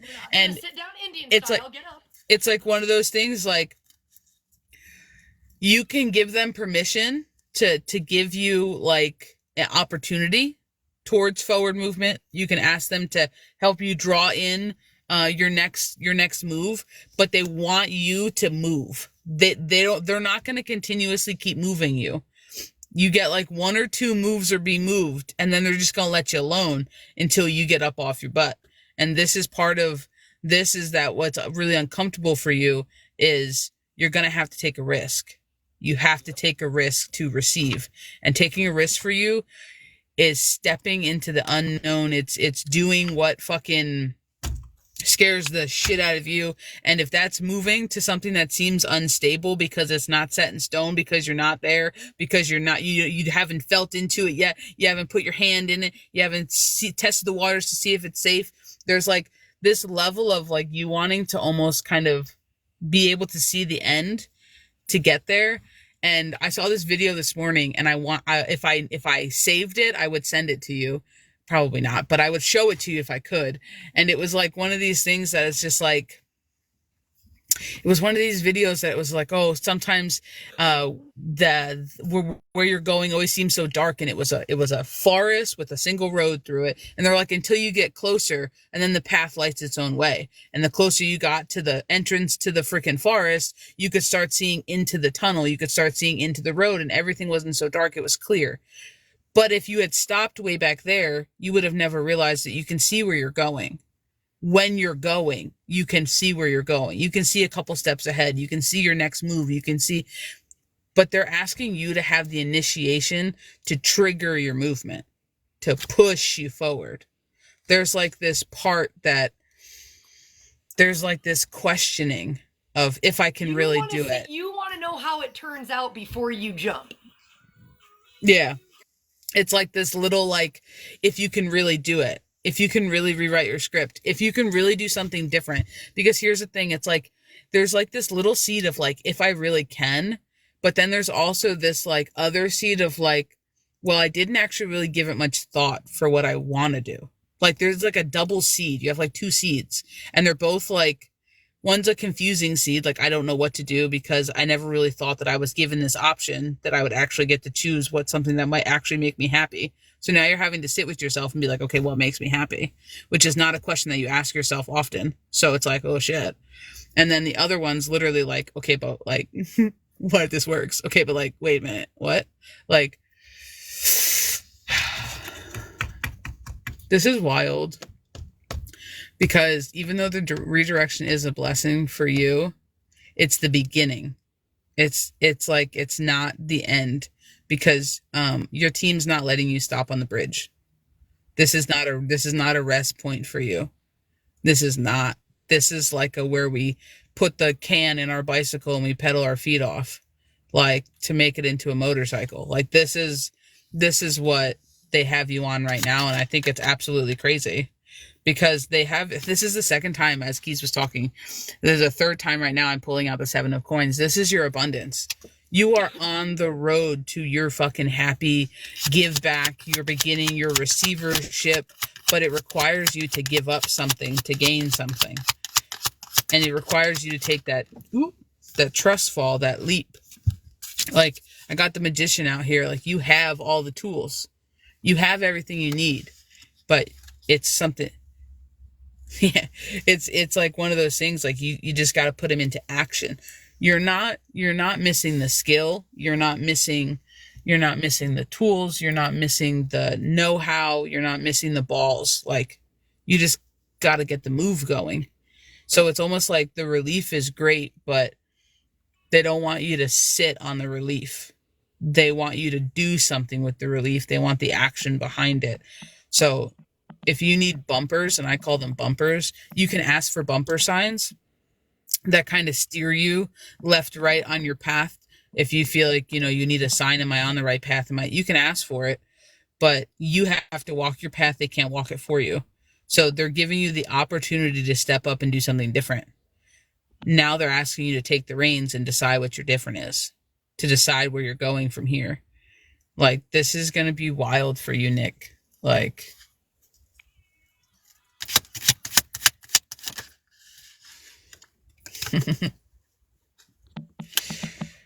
I'm gonna tell you what, dude, like you need to like embrace your fears. You know what I mean? You need to embrace your fears. And the reason that I say it is like this 7, this is what came up when I was shuffling a couple minutes ago. This 7 of Wands, like, it's all about like, it's the seeker, because you're seeking, which is beautiful, but it's also protection. It's also sitting in your power. It's also owning your shit. It's your fire energy. And I'm going to tell you right now, this is the best time ever to be moving, because shit moves quickly. And the fact that you have so many pentacles, well, it's normally slow movement is pentacles. The fact that we are coming into Aries season where time speeds up, like your pentacles are not going to be drug out super long. They're not. It's going to happen faster than you think. It's going to be the fastest season of pentacles for you. But pentacles is all like physical things. They're all physical, touchable, tangible. Like, I don't know why I'm like a tart. Like I grabbed the air freshener. Like I was like touchable things, and I grabbed the air freshener. I'm like, woo! But like that's the case. It's all things that are in your 3D. So you trying to build a new life, best time ever for you to do it. You trying to get a new job, to make some pentacles, best time ever to do it. And you want to happen right now because you don't want your job to be like, oh, you guys can come back from layoff now. You can come back. You better get to running. Like it's one of these things like that. The whole world is an opportunity for you. You just have to decide what you want to do. Like, and I'm going to be honest, I feel like you're that person who can't do the same thing over and over again on repeat. You'd rather hang yourself. That's kind of the energy I get here. Is like, you can't, like some people can have a factory job their whole life and like push the same button for 12 hours a day and get paid and go live their life with their happy paycheck. Like, and I'm going to be honest, like that's just not you. I feel like you're eclectic. Like I really do. I feel like you're like, you're one of the, like, I don't want to call you a jack of all trades, but like, it's like, I feel like you kind of just, you want to do some things and then you want to do some other things. And I don't know if that's ADD in you or, if that's just how excited you are, or you just like the accomplishment from trying new things, from doing new things, but try to find a job that allows you to maybe do the same thing, but in a different way every day. Because me and Kias do the same thing every day, but we do it in a different way every day. So it doesn't get boring over here, but we also love what we do. I want to do everything, but that's exactly the point. So find something that team wants you to take this energy right now to show you that dreams really do come true. Your dreams really can come true. But like ChildOfBalance was saying, move or be moved, shift or be shifted. They're shifting you to show you that you can harness this energy. And when she was talking about fire and fire energy of the 8 of Wands, which is always all about, I call it my coming in hot card, but it's the coming in hot card, and it's quick. You've got the transition card out here, the moving on card here, but into your King of Pentacles. This is your grounded foundation. This is that I know what I want, and this is how I want it to be, and I'm going to provide for myself in the way I want to provide. But like I said, you started the entire transition with the dreams card out, and that's the thing. This is the kind of energy to show people, if they choose to take the chance and the risk and the trust fall, your dreams absolutely can come true, but nobody's going to believe in your dream more than you. I almost want to like mentor you right now. Like I almost want to mentor you right now. Like that's how invested I am in you investing in yourself. Like I want to mentor you right now. Like what you say you want to do everything. What is everything? Like I want to know what everything is. Is everything construction? Is everything teaching? Is everything the medical field? What is everything? Because I bet you there's a job out there that you get a piece of all of it in one job. Because when I was growing up, I wanted to be a teacher. In the very beginning, my first job, I wanted to be a teacher. Then my second job, I really wanted to be a vet. And then I didn't want to be a vet. I wanted to work with animals. And then, I didn't really want to do that. I wanted to be a medium. Oh, well, I don't know. I didn't really want to do that either. I want to do something else. And then I'm here, and now it's like, I can teach people because we have mentorship. I do talk to dead people because we do this. I work with energy, and that's the reason I wanted to become a vet, and I wanted to work with animals because I wanted to heal things. So sometimes you just have to redefine the boxes and the labels that you put on things. So I'm a writer, programmer, and I'm obsessed with self. Hold on. Sorry. It's moving so fast. Hold on.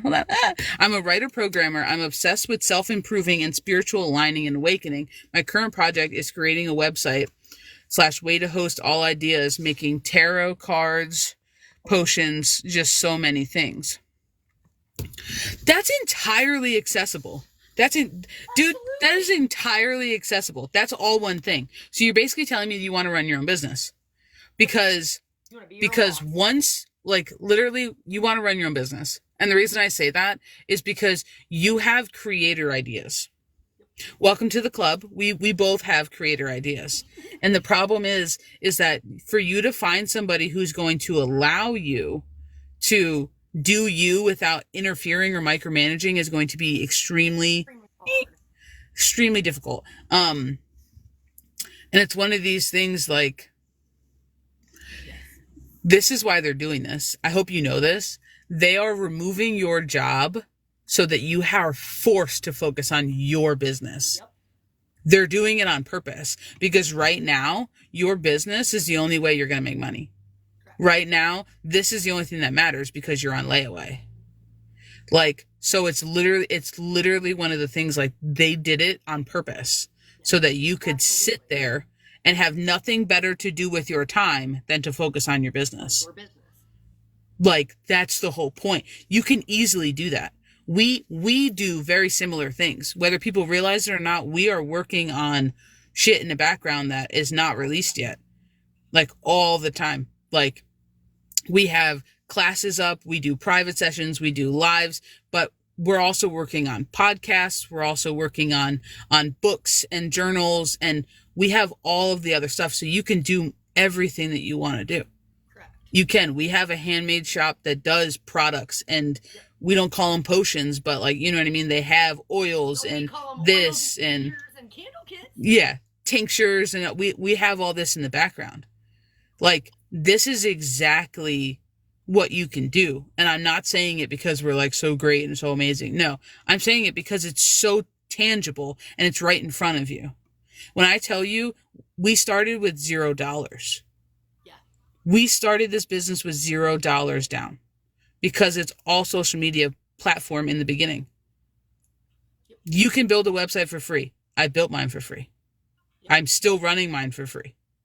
Like, you can do it. And it's so simple. Yes. And it's just one of these things, like, it's really just one of these things, like, they're doing this on purpose. So they want you to take your excitement with being laid off and being able to funnel and focus all of your energy on your dream. And they want you to knock it out of the park. So pick one thing that you think you want to start with. Like, I'm not kidding. Like, we opened our doors, what, like 3 months ago, Keys? Like, really, like 3 months ago? Yes. We opened, I think, 3 months ago, and we started with a website. Spaces and this and that 3 months ago. Yeah, we started with private spaces, and the only thing on our website was 30-minute reads. Yep. Like, that was it. We built a social media presence. We're still building. We're still growing. And now we have like 8 or 9 services. We have a shop. We have product links. We have Instagram, YouTube. Like, we're doing all of the things, but you got to start with one thing. So pick one thing that you think is going to be your beginning bread and butter.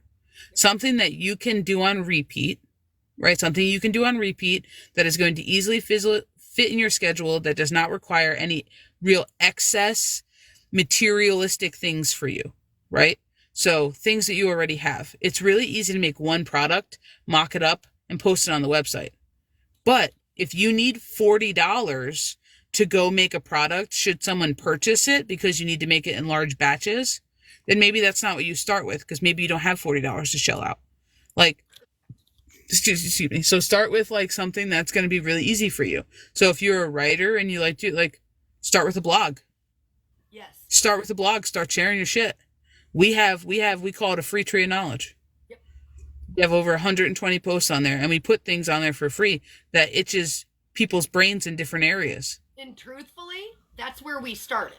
While we were busy in the background building, that's where we started. Because when you're giving, when I say this, and this is open to interpretation, everything is energy. When you are putting good things out in the world with a pure intention and a this and a that, you're going to be reciprocated. If you can understand that when you build business, you will be successful. Yeah. You're giving people a place to engage, to share energy and exchange energy. When you start promoting yourself because you believe in yourself, you let your light shine, your creative expression out, You will attract what you're meant to attract. It doesn't have to cost you anything to get yourself out there. It's the risk.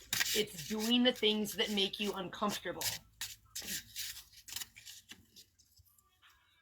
It's gonna be really big things for you, but they just want you to start doing it. And like unapologetically, with no judgment, like with no judgment to yourself, with no nothing. Like they just want you to do it. It doesn't even matter what you're doing. Like they just want you to do it. The analogy of moving and being able to see a few steps ahead. But exactly, because the second you start, you realize that the next couple steps become clearer.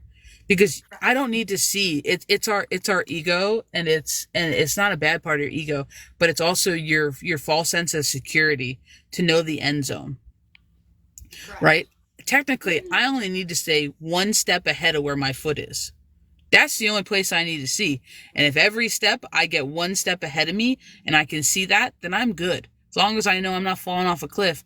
Now, your guides, they're going to give you more than just one step. They're going to give you 3 or 4. So you're good. It's our humanness that tells us that we need to see the whole thing. Well, I'm not going there because I need to see the whole thing. This is a trust building exercise with you, source, spirit, God, creator, but also your team. It's yourself and your team too. Like they moved you because you asked for them to help you with your dream. And because you weren't carving aside time, not enough for you.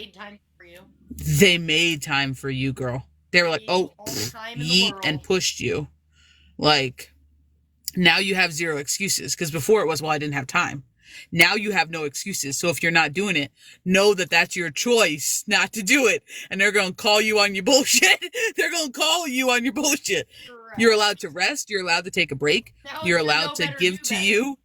You're allowed to give to you. You're allowed to have self-love days, self-love moments. But if you are given all the time in the world, which you now said that you pretty much have, you know what I mean, for the most part, at the moment, you know what I mean, allow that creativity to flow, because that's what I woke up and I just started having fun. But exactly, because they want you to be like your creative energy, your creativity, your creation energy is paired with your joy. It's paired with your fire. It's paired with your flame. It's paired with your confidence. Like, so go have fucking fun. So go have fun. Like, that's the whole point. Like, go enjoy what you do, dude. Like, let the kid in you come out and play. Exactly. But go do it. That's the point.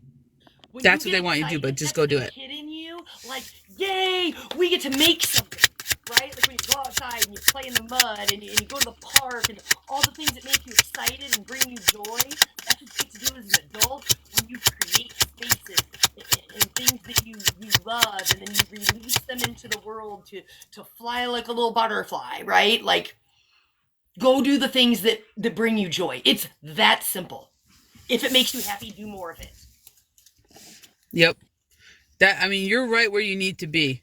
Holy cow, you guys are good at saying the words I need to hear. Oh, well, thank you, Nick. Dude, like, but it's really just the truth, though, dude. Like, it's wholeheartedly just the truth.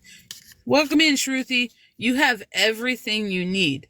And they cleared the board for you to set up your castle the way you want to set it up. Yep. The sky's the limit. So, like, don't tell yourself that you can't. Don't tell yourself that your website has to look like everybody else, that your business has to look like everybody else, because it doesn't. Thank you, Shruth, for the heart. But, like, it's one of those things, like, don't box yourself in. I'm going to be honest. I have a best friend who always says, oh my God, they ripped it from me. Oh my God. No, they didn't. Oh, here we go. Hold on. I have a best friend. That was wild. They pulled it from me for a hot second. I have a best friend that always says, you're a limitless being, so be limitless. Keys, that was hard. They pulled that straight from me. That was hard. They pulled that straight from me. They tried to do it again too. But you're a limitless being, so be limitless. Drop the labels. And that's the truth. You are. You don't have to do anything like anybody else. He always used to say, you can't hide who you are, sister. And this is it now. You can't hide who you are. So now you got to build something that allows you to be who you are, to be who you be. This is the stages that you're in, dude. You're in the best place possible. They just want you to put your fire into action. Because your fire is both your creation and your destruction energy. When you don't utilize it, your fire becomes chaos and you destroy yourself from the inside out. Nobody tells you that. Nobody teaches you. But that's how that works. If you don't utilize your fire and you don't give it a place to go, you don't create with it, you don't do things with it, it becomes chaos energy inside the vessel, inside your light body, and it'll destroy you from the inside out. That's where people lose their dreams. That's where people lose their hope. That's where people lose their focus. They lose their zest and their love. So right now, while you're sitting in creation energy, when your creativity's on full line, like when you're going full bore, coming into Aries season, heyo, like you just need to let her rip roar. Like let her rip roar, and don't buy into anybody telling you need to spend a lot to do it. Don't buy into anybody telling you can't do that because it's not the way that, no. I would encourage you to build something and don't look at anybody else's shit. And then once you have it built, go look. Then once you have it built, go look. And you're going to be like, damn, I'm so glad I didn't look. This is where you define yourself at. This is your defining moment. Not your comparison moment, your defining moment. So just like she said, don't go look at what other people are doing. Do it the way you want to. This is your baby. This is your nurturing this. You're growing this. Yep. When you end up in a comparison game, you end up fighting demons you didn't even need to fight. Facts. But comparison is the thief of joy. So if we think of it like that, if joy is your creation energy, when you compare, you're taking your own energy right out of your hands. So don't do none of that. But I hope that this helps you, Miss Nikki, and I hope that this kind of gives you the confirmations, because I don't feel like anything we said is something that you don't know. You don't already know. I feel like you're just one of those people, and I can resonate with it because I am at times one of those people who would just like a little like bumper, who would just like a little nudge from the universe, from our team, from somebody else giving us a message or being a messenger or a sign of confirmation that'd be like, nah, this is exactly what I needed. And I feel like this is all it is. I don't feel like anything was dropped that you were unaware of today. I just feel like this is something that, you're already planning on going bowling and you just wanted a bumper up just on one side, just in case. And I feel like that's just where you're at right now. You know what I mean? I'm sorry, I missed that. Hold on. Thank you so much. You guys are incredible. Oh no, Nikki the dude. Thank you. That's why we do this. We just have realistic conversations like that. That's why we do reads. I'm the same way. Just a little nudge in the right direction. Oh, exactly. Wild Wild Witch. I'm sorry. That's not your name. I don't know why I just called you Wild Wild Witch. That's not your name. It's Wild Witch Child. That's wild. My bad. Nick goes, might I propose 22-22? Because there are two of you, and it splits at 11-11. Just a thought. Dude, that's so funny you say that, because the first person who gave us a read today did give us 22. So that's wild that you said that. And today, when we went to go live, I asked Keys, because we always agree on a price, Yeah. We always think about it, we contemplate it, and we were just like, oh, we'll just stick with 2020. And I asked, and I'm not one to ask about prices. And I was like, do you think that's a good price? And I had the feeling like something was making me ask that question. No, so, I'm gonna be real honest, because the thing is, like, I'm just gonna say it. We try to do things in a way that is conducive for other people while not selling ourselves short. And sometimes we struggle at finding that little balance there sometimes, because we know we should probably charge a couple more dollars, but we try to offer it in a way to people that it's still reasonable. So sometimes, just so you guys know, you're our confirmations that we need to make some changes, and we appreciate facts. You're the messengers we never saw coming. This card just fell out of my deck, and it's 22. Okay. All right. Loud and So clear, when I team. say that, Loud and thank you clear. for saying that because we had this conversation and I'm like, no, let's just leave it the same for today, even though we're both like, but should I know.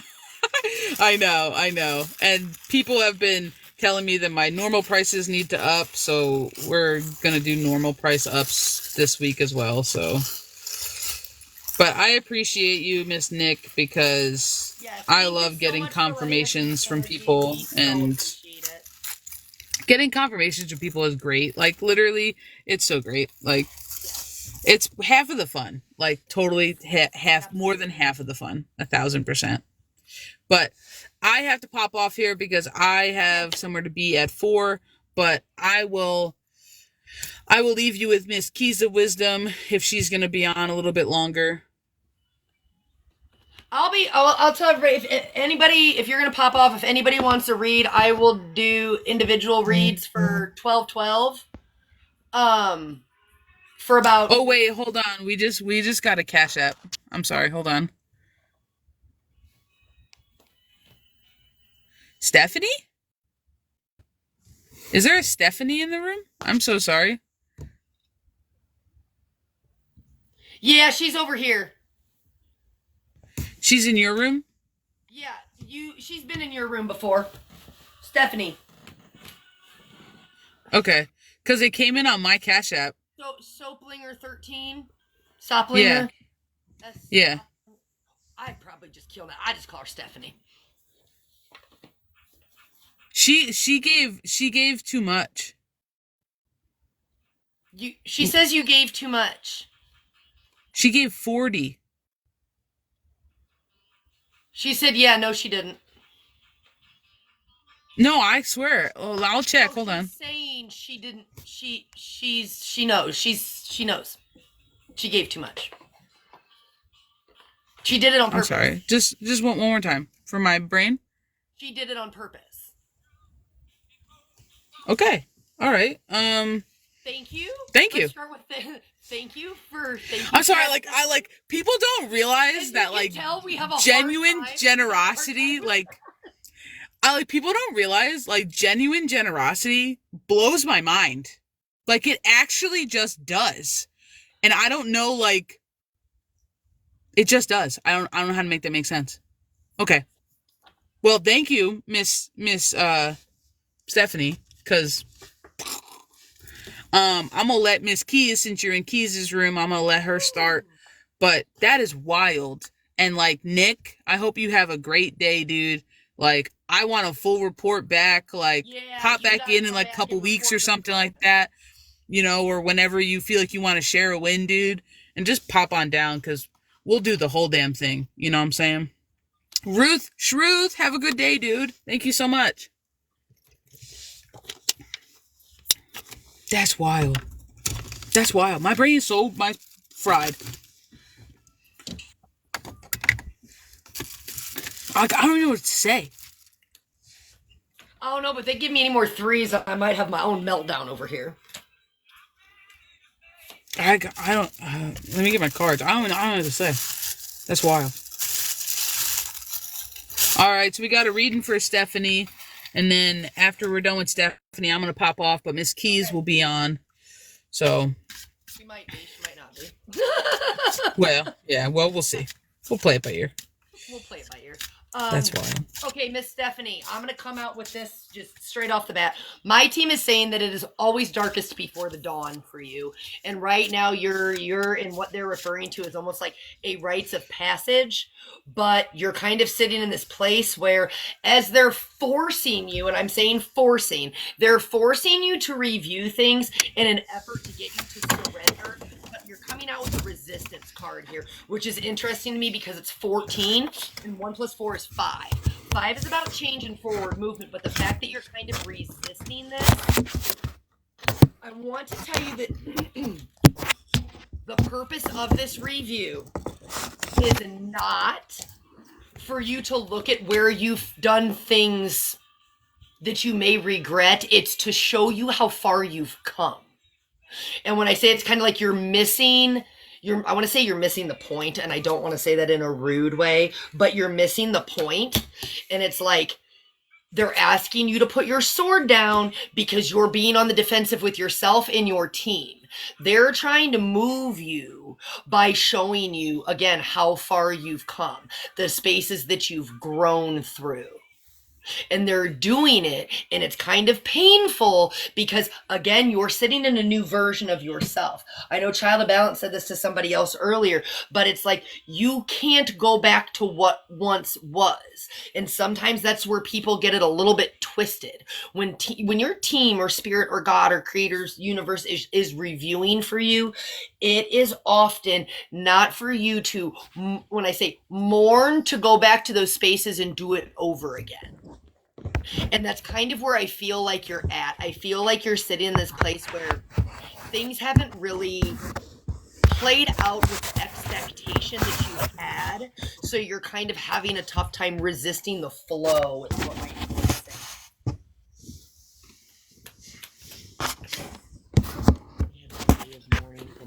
Okay, I got you. Your day of mourning and your day drinking the other day. But here's my question. And you don't have to answer this. You can just answer it to yourself. You keep looking back at all of these things and you're like, why did I deserve to go through all this? You went through all of it to bring you to this moment right now. This is your precipice moment. And your team is, again, asking you to choose.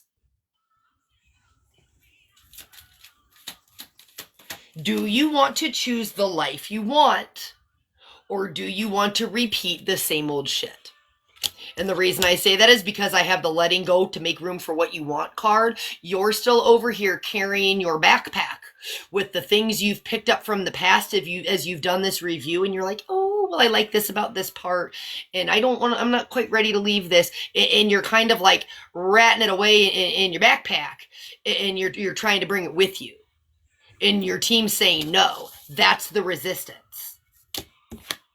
They're showing you to give you the clarity you need to finally release and move forward. And I just want to say, but you've been the master of illusion with yourself for most of your life, and that's kind of harsh, and they said that in a very harsh way, where you tell yourself things, but then you kind of put your mask back on and come back out into the world. And right now, you're kind of trying to convince yourself that you're at a place you might not quite be. And I feel like there's a little bit of shadow work that still needs to be done.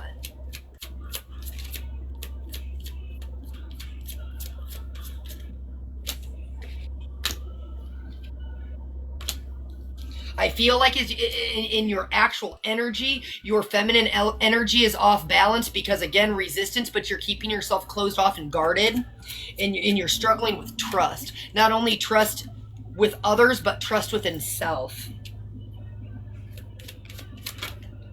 Hey, Nay.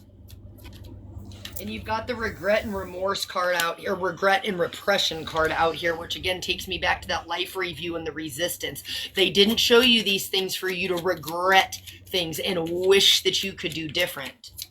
They showed you exactly who you needed to be to get exactly to who you are now. And I've got the water card out here. Like, I just feel like you've been trying really hard to stay in emotional balance, but you're fighting your head and your heart real bad right now. I feel the need to scream at you to feel your feelings. Like something about the second that water card came out, dude, like, I want to tell you to feel your feelings. Like, in a big way. Like, you've almost been denying their existence because you're under the illusion of staying balanced, and you think that staying balanced means not feeling them, and that's not the truth. It's the opposite. It's feeling them and then going back to neutral without being rocked too far. Yep. And please don't come for me for this one, but I feel like that might have been your day drinking the other day. That's how you get away from your feelings, and that's kind of like the coping skill. But when I say this, your resistance is, and I'm going to say Dark Night of the Soul because that's what's on this card. However, like Child of Balance just said, this is your emotional release that you're trying to run away from, which is going to keep you stuck in this loop until you feel your feelings. That's the feminine energy trying to come out. You have to feel your way through. You can't be, oh, I'm trying to work on my intuition, but like I'm not going to discern it because the discerning part's what hurts. I almost want to ask what we're running from. I almost want to ask, what are we running from? Because I feel like you might not even know. I feel like that might be at the point where your disconnect is. I feel like is that you feeling an apology we're never gonna get. Like it's like, yeah, it's like you've created it to be its own thing, is the way that I want to say it, within internally within you, like as part of like this being. Like you've given it a name, you've given it a label, you've given it an essence, you've given it an energy, and now we don't want to look at it. Now we don't want to face it. We don't want to. There's just something here that's getting text message randomly for confirmation. There's just something here that is really pulling, and it's making me feel like uncomfortable, and then I feel like the need to do something else almost as a distraction from the uncomfortability of like facing something.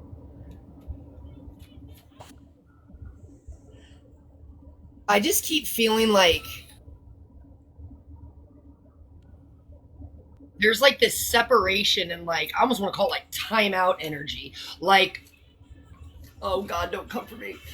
I almost feel like you thought if you created separation in a situation or with some person, that like absence might make the heart grow fonder, but instead you almost like kicked off this unexpected emotional storm within yourself because it didn't play out the way that you thought. And I'm getting like I have the dreams card out here, but I'm not getting that in the sense of actual like dream space. I'm getting that like is in like almost holding on to like sheer hope that enough time and enough space and enough distance is going to bring things, I want to call it full circle, and you'll be able to have what you thought you would have, when really it's the acceptance part of this cycle.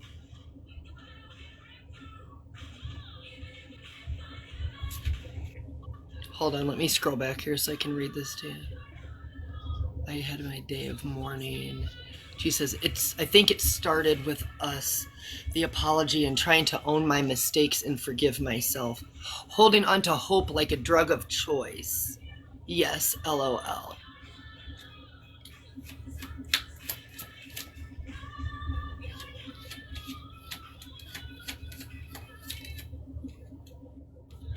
But when I say this, I have the clarity card out here, and it's like, you're being given exactly what you need to see. You just don't like what you see.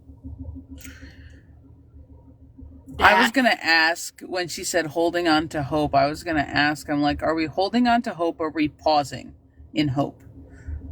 Because to me, it's like a different, you can hold on to hope for something and still do you. And then you can pause in hope. It's a false hope because she knows.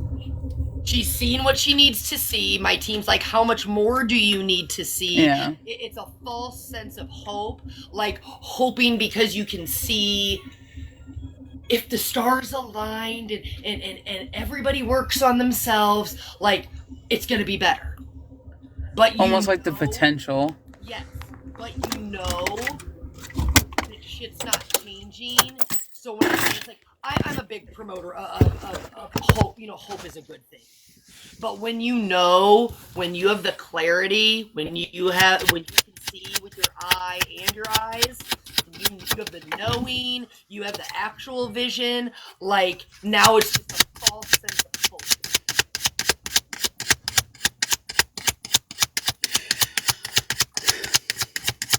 I'm feeling like the need for strength here. I'm going to be really honest. I'm feeling the need to like pull ourselves up even when nobody else is helping us.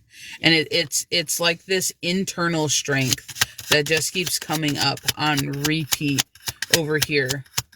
And it's almost giving like the need to dust yourself off and keep going. I don't, and that's where I feel like I'm getting pulled back to the pause for you. And I feel like something about the pause is literally like irking me, because there's a thing of having hope and there's a thing of having love and being like, in a perfect world, I kind of think right now I would love for this to work out.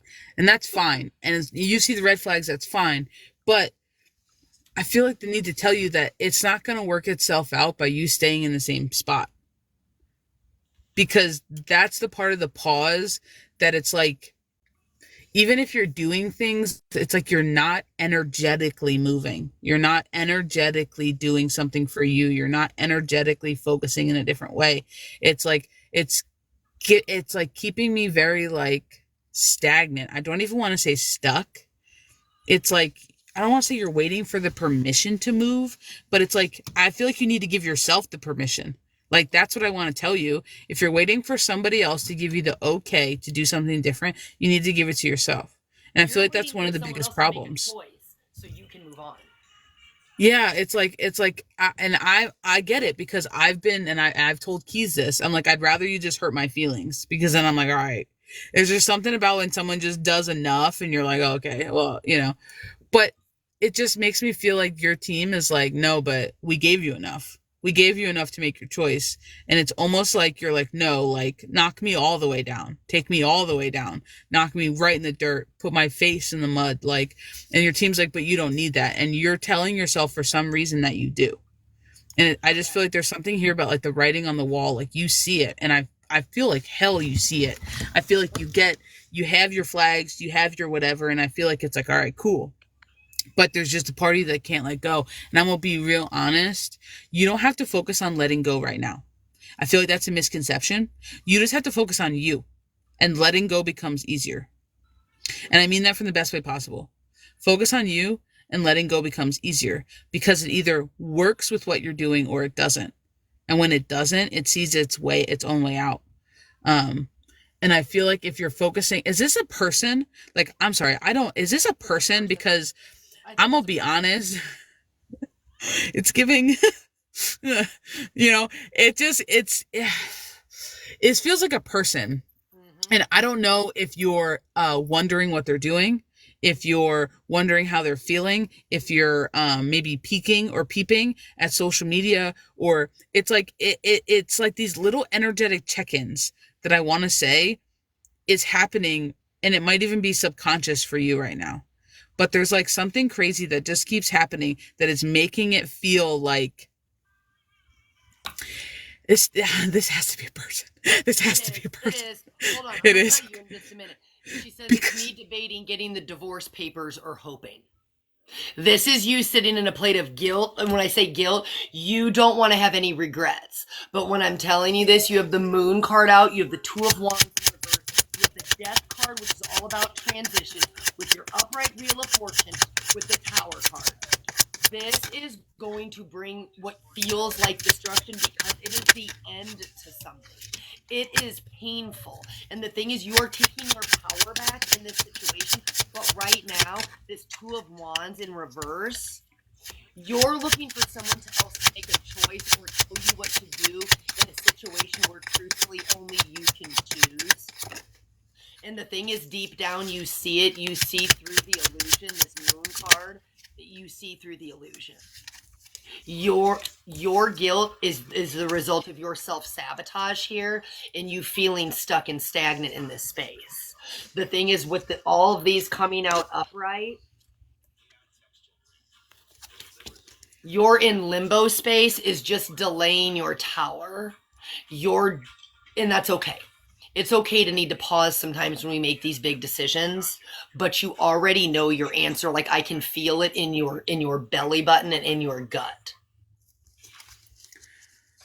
I just feel like you doing this is not giving up on this person. Oh. And I feel like I need to tell you this, because I feel like you're somebody who doesn't want to give up on this person. Like, wholeheartedly, you don't. And you're not. I know it feels that way, and I know that it feels as though you're you're failing at your marriage, and you might be failing at the relationship, and that, you know, you convince yourself that someone's not a bad person. They don't have to be a bad person to not be allowed in your life. They don't have to be that type of a person. But that doesn't mean that you guys are meshing. That doesn't mean that you guys are doing all the great things together. And it doesn't mean that you're fulfilled, because I'm going to be real honest.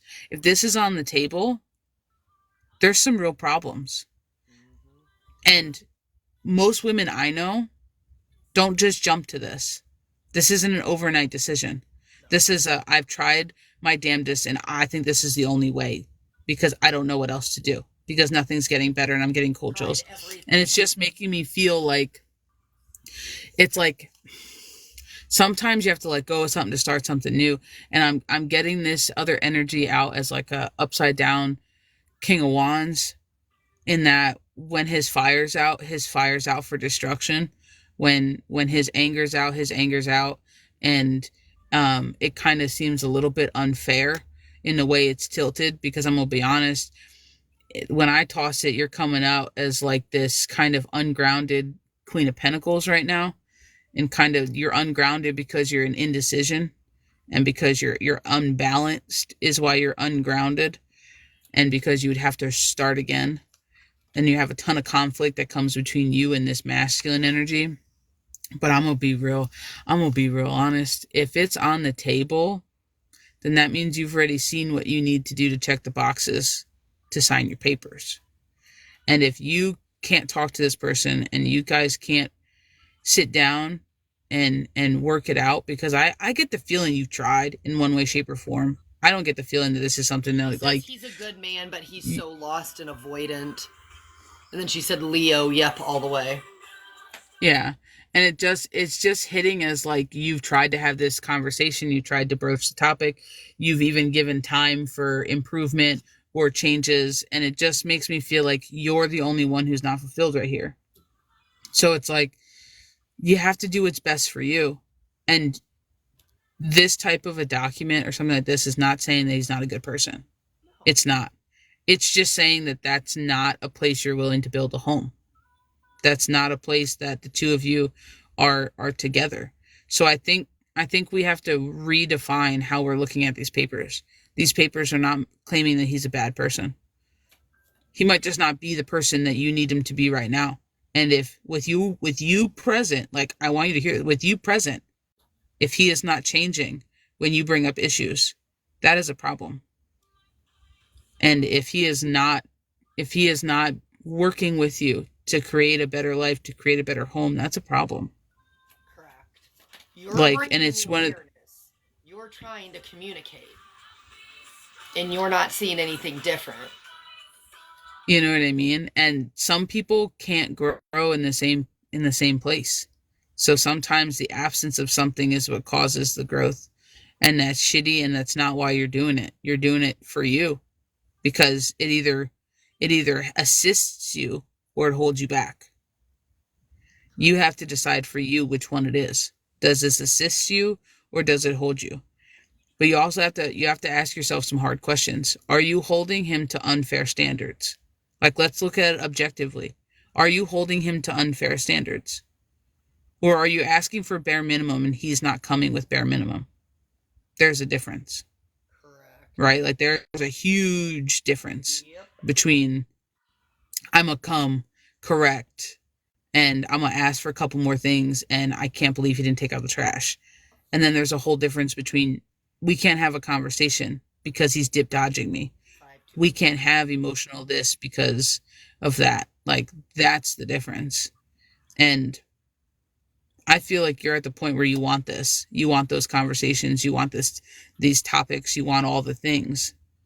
So you either give them to yourself and never get them from this person, and you have to be okay with getting the cold shoulder. Or he's willing to sit down and work on it together as a team, because you're a team. He liked the smaller version of me, I think. Because it required the smaller version of him, so therefore he did not have to work as hard. It's not that he liked the smaller version of you. It's that he has to match your energy. He has to match your energy to be in your circle. So if you're changing for him to love you, he would in a way have to change himself. So you have to ask yourself, I mean, I already know there ain't no going back for you. You have no interest in going back. So it's, if he's going to match me, great. If he's not, can I live with him not matching me? Because that's really your question. It's not, is he going to change for me? It's a, can I live with him never matching me and staying right here while I continue to grow? And the fact that you are contemplating divorce papers, you already have your answer. You already know you can't live with that. And that's okay. And I think right now you just need to hear somebody else say that's okay, and it is. And I'm going to be honest, I have a set of friends that I haven't seen in a whole ass time, but they live out in the East Coast, and they got married straight out of high school at 19. They got married, like 1 year out of high school at 19. They were married for, I don't know, 5 or 6 years maybe. They got divorced. They just got remarried last year, and they already have a kid on the way, and they're living their best life. So it does happen, but I can guarantee you it wouldn't have happened if they were still together, because they just weren't compatible at the time. So, like, it's not that releasing means that he'll never figure it out and you guys may never come back together, but it's freeing yourself and giving him the option to do the same. But it's completely up to you. Like, I will never tell you what to do because I don't know. I don't know your life and I don't live in your shoes. But the fact that you're contemplating it, you got to ask yourself what's really holding you back. And I feel like it's just this, like, this unintentional label of, like, if I sign this, you know, then either this is permanent and that's scary, or like, then I'm by myself and that's scary, or that would mean he's not a good person, but it doesn't mean that. So I feel like you need to say the scary things out loud, which are the little things. You know, what are really your hesitations? And I'm going to call them hesitations because sometimes fear is just too big of a word. What's your hesitation to not signing? You got to ask yourself, and you don't need to blast it in the comments, but, like, you got to ask yourself those questions, because sometimes they're irrational and sometimes they're really small, but we make them bigger than they should be, you know? She said, alone, I'm a serial relationship, and I know I need to change that too. A serial? Serial.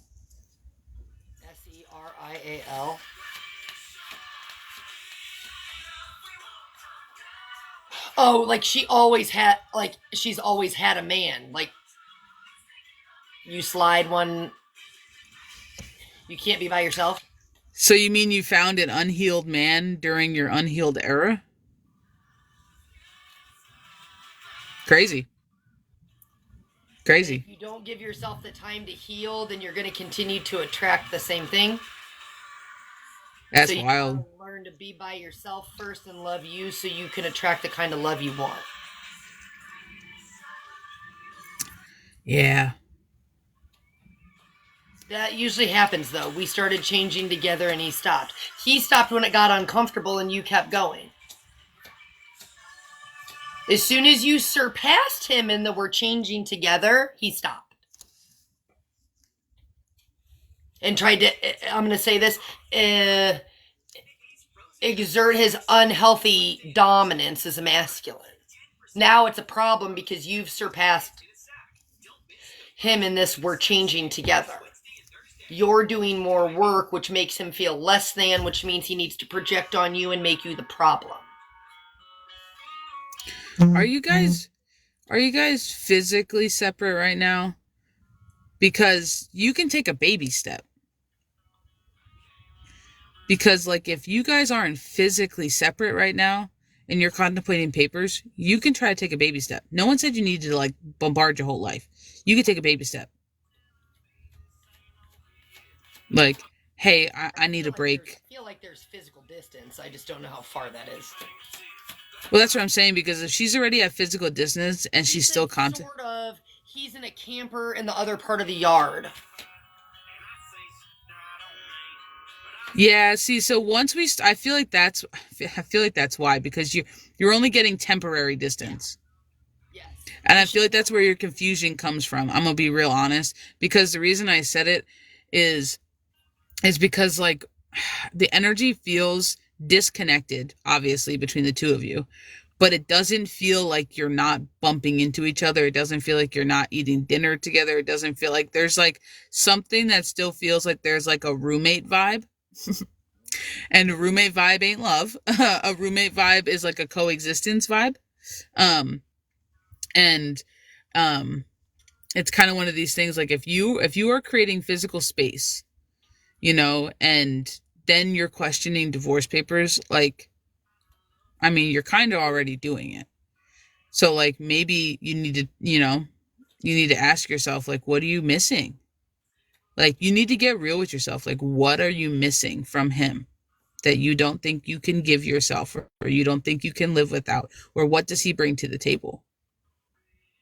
Like, wholeheartedly. Like, what is he Not bringing to the enough that table he's in for the you? camper.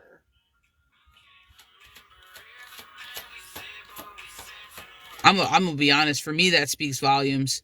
The fact that he is okay living outside in the camper speaks volumes Yeah. to me. That's an ego And thing. he shouldn't be okay with that. He shouldn't be okay to coexist in the camper while you're over here contemplating your whole life away. That's Correct. wild. That's wild. And that's where the person in me who has been in not the best relationships is like, I see that as a red flag. And that's just my biased opinion. Like, wholeheartedly, that's a red flag. Like, you like, I don't know, but that's just me. Like, if you guys are living separately but coexisting, That's the problem. that tells you a lot about where the energy is. You know what I mean? There's either pride not being swallowed on one or more parts, you know, or a really hard conversation that needs to be had.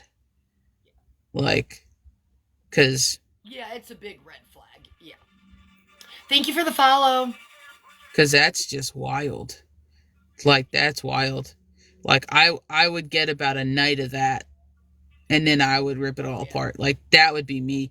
But um that's wild. But dude, if you're already creating physical distance and you're still questioning creating more distance,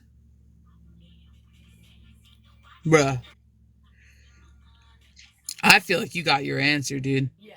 I feel That's like you why I said have I your had the answer. clarity card come out earlier. You have seen, my team literally said, how much more do you need to see? Because quite frankly, it is only going to get more painful, my friend.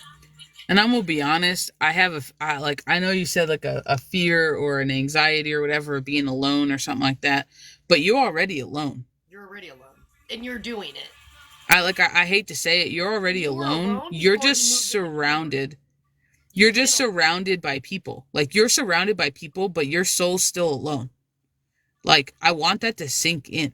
Like, he's a body, but he's not on your level. Like, you alone. He's not vibing with you, and you've already said that. So it's like you're already alone. You're already doing it. You're doing the thing that scares the shit out of you right now. You're doing it, despite how many people are around you or how many people are missing. Correct. So like, don't kid yourself into that you can't do it, because that's something new. You're already doing it, chica. Like, you're already there. You know, like, that's wild. That's straight up wild. She said, Like, thank you. I needed to hear it that way. like you are though. Like, that's where your lonely comes in. Like, Correct. you have the feeling of being lonely in a crowd full of people, and that's a different kind of lonely. Yeah. Like, when you're alone, there's a different kind of lonely Yeah. when you're feeling lonely and you're surrounded by bodies. Correct. 3:03 on the clock. Yeah, that's wild. Dude, I feel like you know what you want to do. Yep. You just got to get real with yourself. There's like one or two hard questions that you really got to look at you for. And I feel like that's why Keys is saying your shadow work, because these are inner depth questions that you got to ask yourself, like, what is And why really you holding think me you back? deserve to be treated like this. Like, what is really holding you back? There's something here that it's like you don't really want to admit is a thing, and you don't have to admit it here, but you got to admit it to yourself. Correct. Like later on, you gotta take a deep dive and be like, okay, let's get real. Like I tell myself all the time, and Keys hears me say this. Okay, cut the bullshit. Like what is really the problem? Because I know it's not this. I know it's not this. We dealt with this. I talked about this. What's really the problem here? And then sometimes you just gotta pick it apart a different way, and it makes sense. Like, but there's just one, maybe two little tiny things that is really holding you back. And it's all you. It has nothing to do with him. I'm gonna be real honest. It's a you problem. It's not a him problem. Because you see him like 100%. It is entirely a you problem. And I don't mean that it's like an issue for you. No, it's like, it's something that is in you that is holding you back. It's you holding you back. Like, that's the way I want to say it. Because if you guys are already creating physical space and you're already, thinking about the next step to more physical space, you already, like, the writing's on the wall. You already know what your next move is going to be. You got to ask yourself what part of you is causing the hesitation. Yeah. And that's so hard, dude. Like, I'm sorry, like, wholeheartedly, like, I'm sorry that is what you're going through, because that's difficult as shit. That's a hard space to sit in. Like, that's so hard. Space to sit in. And then to know that somebody is unbothered by it makes it even harder. But the thing is, you don't have to be doing that. You don't. No, and he's gonna deal with his shit the way he deals with it. Correct. So you can know the playbook, but you don't have to be victim to the playbook. No. Nope. Especially if you've tried, and I feel like you're the person who tries everything. I'm gonna be honest. From one person who tries everything to another, I feel as though like you're the person who's tried everything. You're the person who's been there, who's tried communicating, who's tried talking about it. You guys might have even done counseling. You might have even sat down and formed a plan, and you showed up on the plan and somebody else didn't. And then you tried to give grace again. You tried to give a second chance. You tried to do this. You tried to do that. And it still didn't work. You're giving more chances than anybody else. So just know that it's not because you didn't do enough. Correct. Right? It's because you're outdoing the person you're supposed to be in a partnership with. That's the problem. You're putting 75% down. They're putting 25% down. That's where gapping happens. You know what I mean? Hold on, let me go back.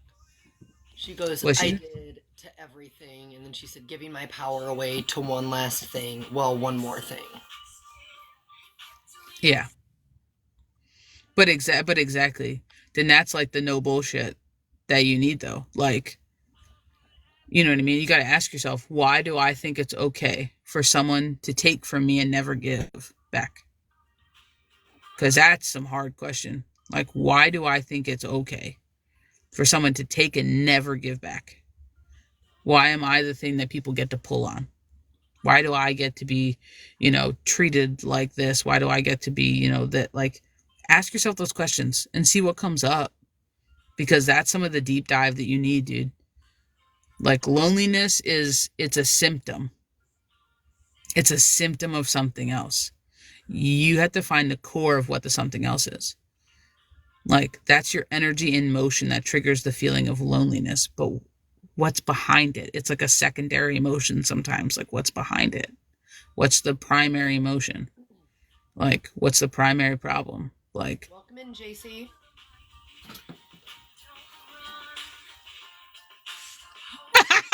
Nacho tea.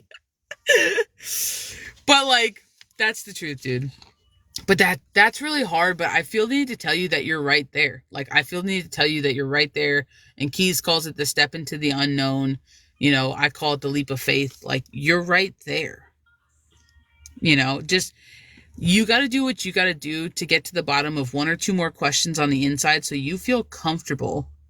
So that you feel comfortable in doing whatever you decide and not questioning it afterwards. What? Nothing. I hit something on my phone. Oh. And just made my screen disappear. It's okay. I was like, why are you frozen? That was what I was like, what is happening? But I feel like that's what your team wants you to do. They want you to pick the two last little hesitations apart, what it really is for you, for your growth, because you are still committed to your growth. Despite what the F he's doing, you're still committed to your growth. So pick it apart for nobody else but you. And then once you have your answers, decide yay or nay for you and nobody else, for you and nobody else, and then don't question it past that. Because once you unearth those two little hesitations, you have all you need. You have all you need. Any more would be chaos energy swirled by you. You know what I mean? Anything more would be overdoing it. Too much. You're doing too much.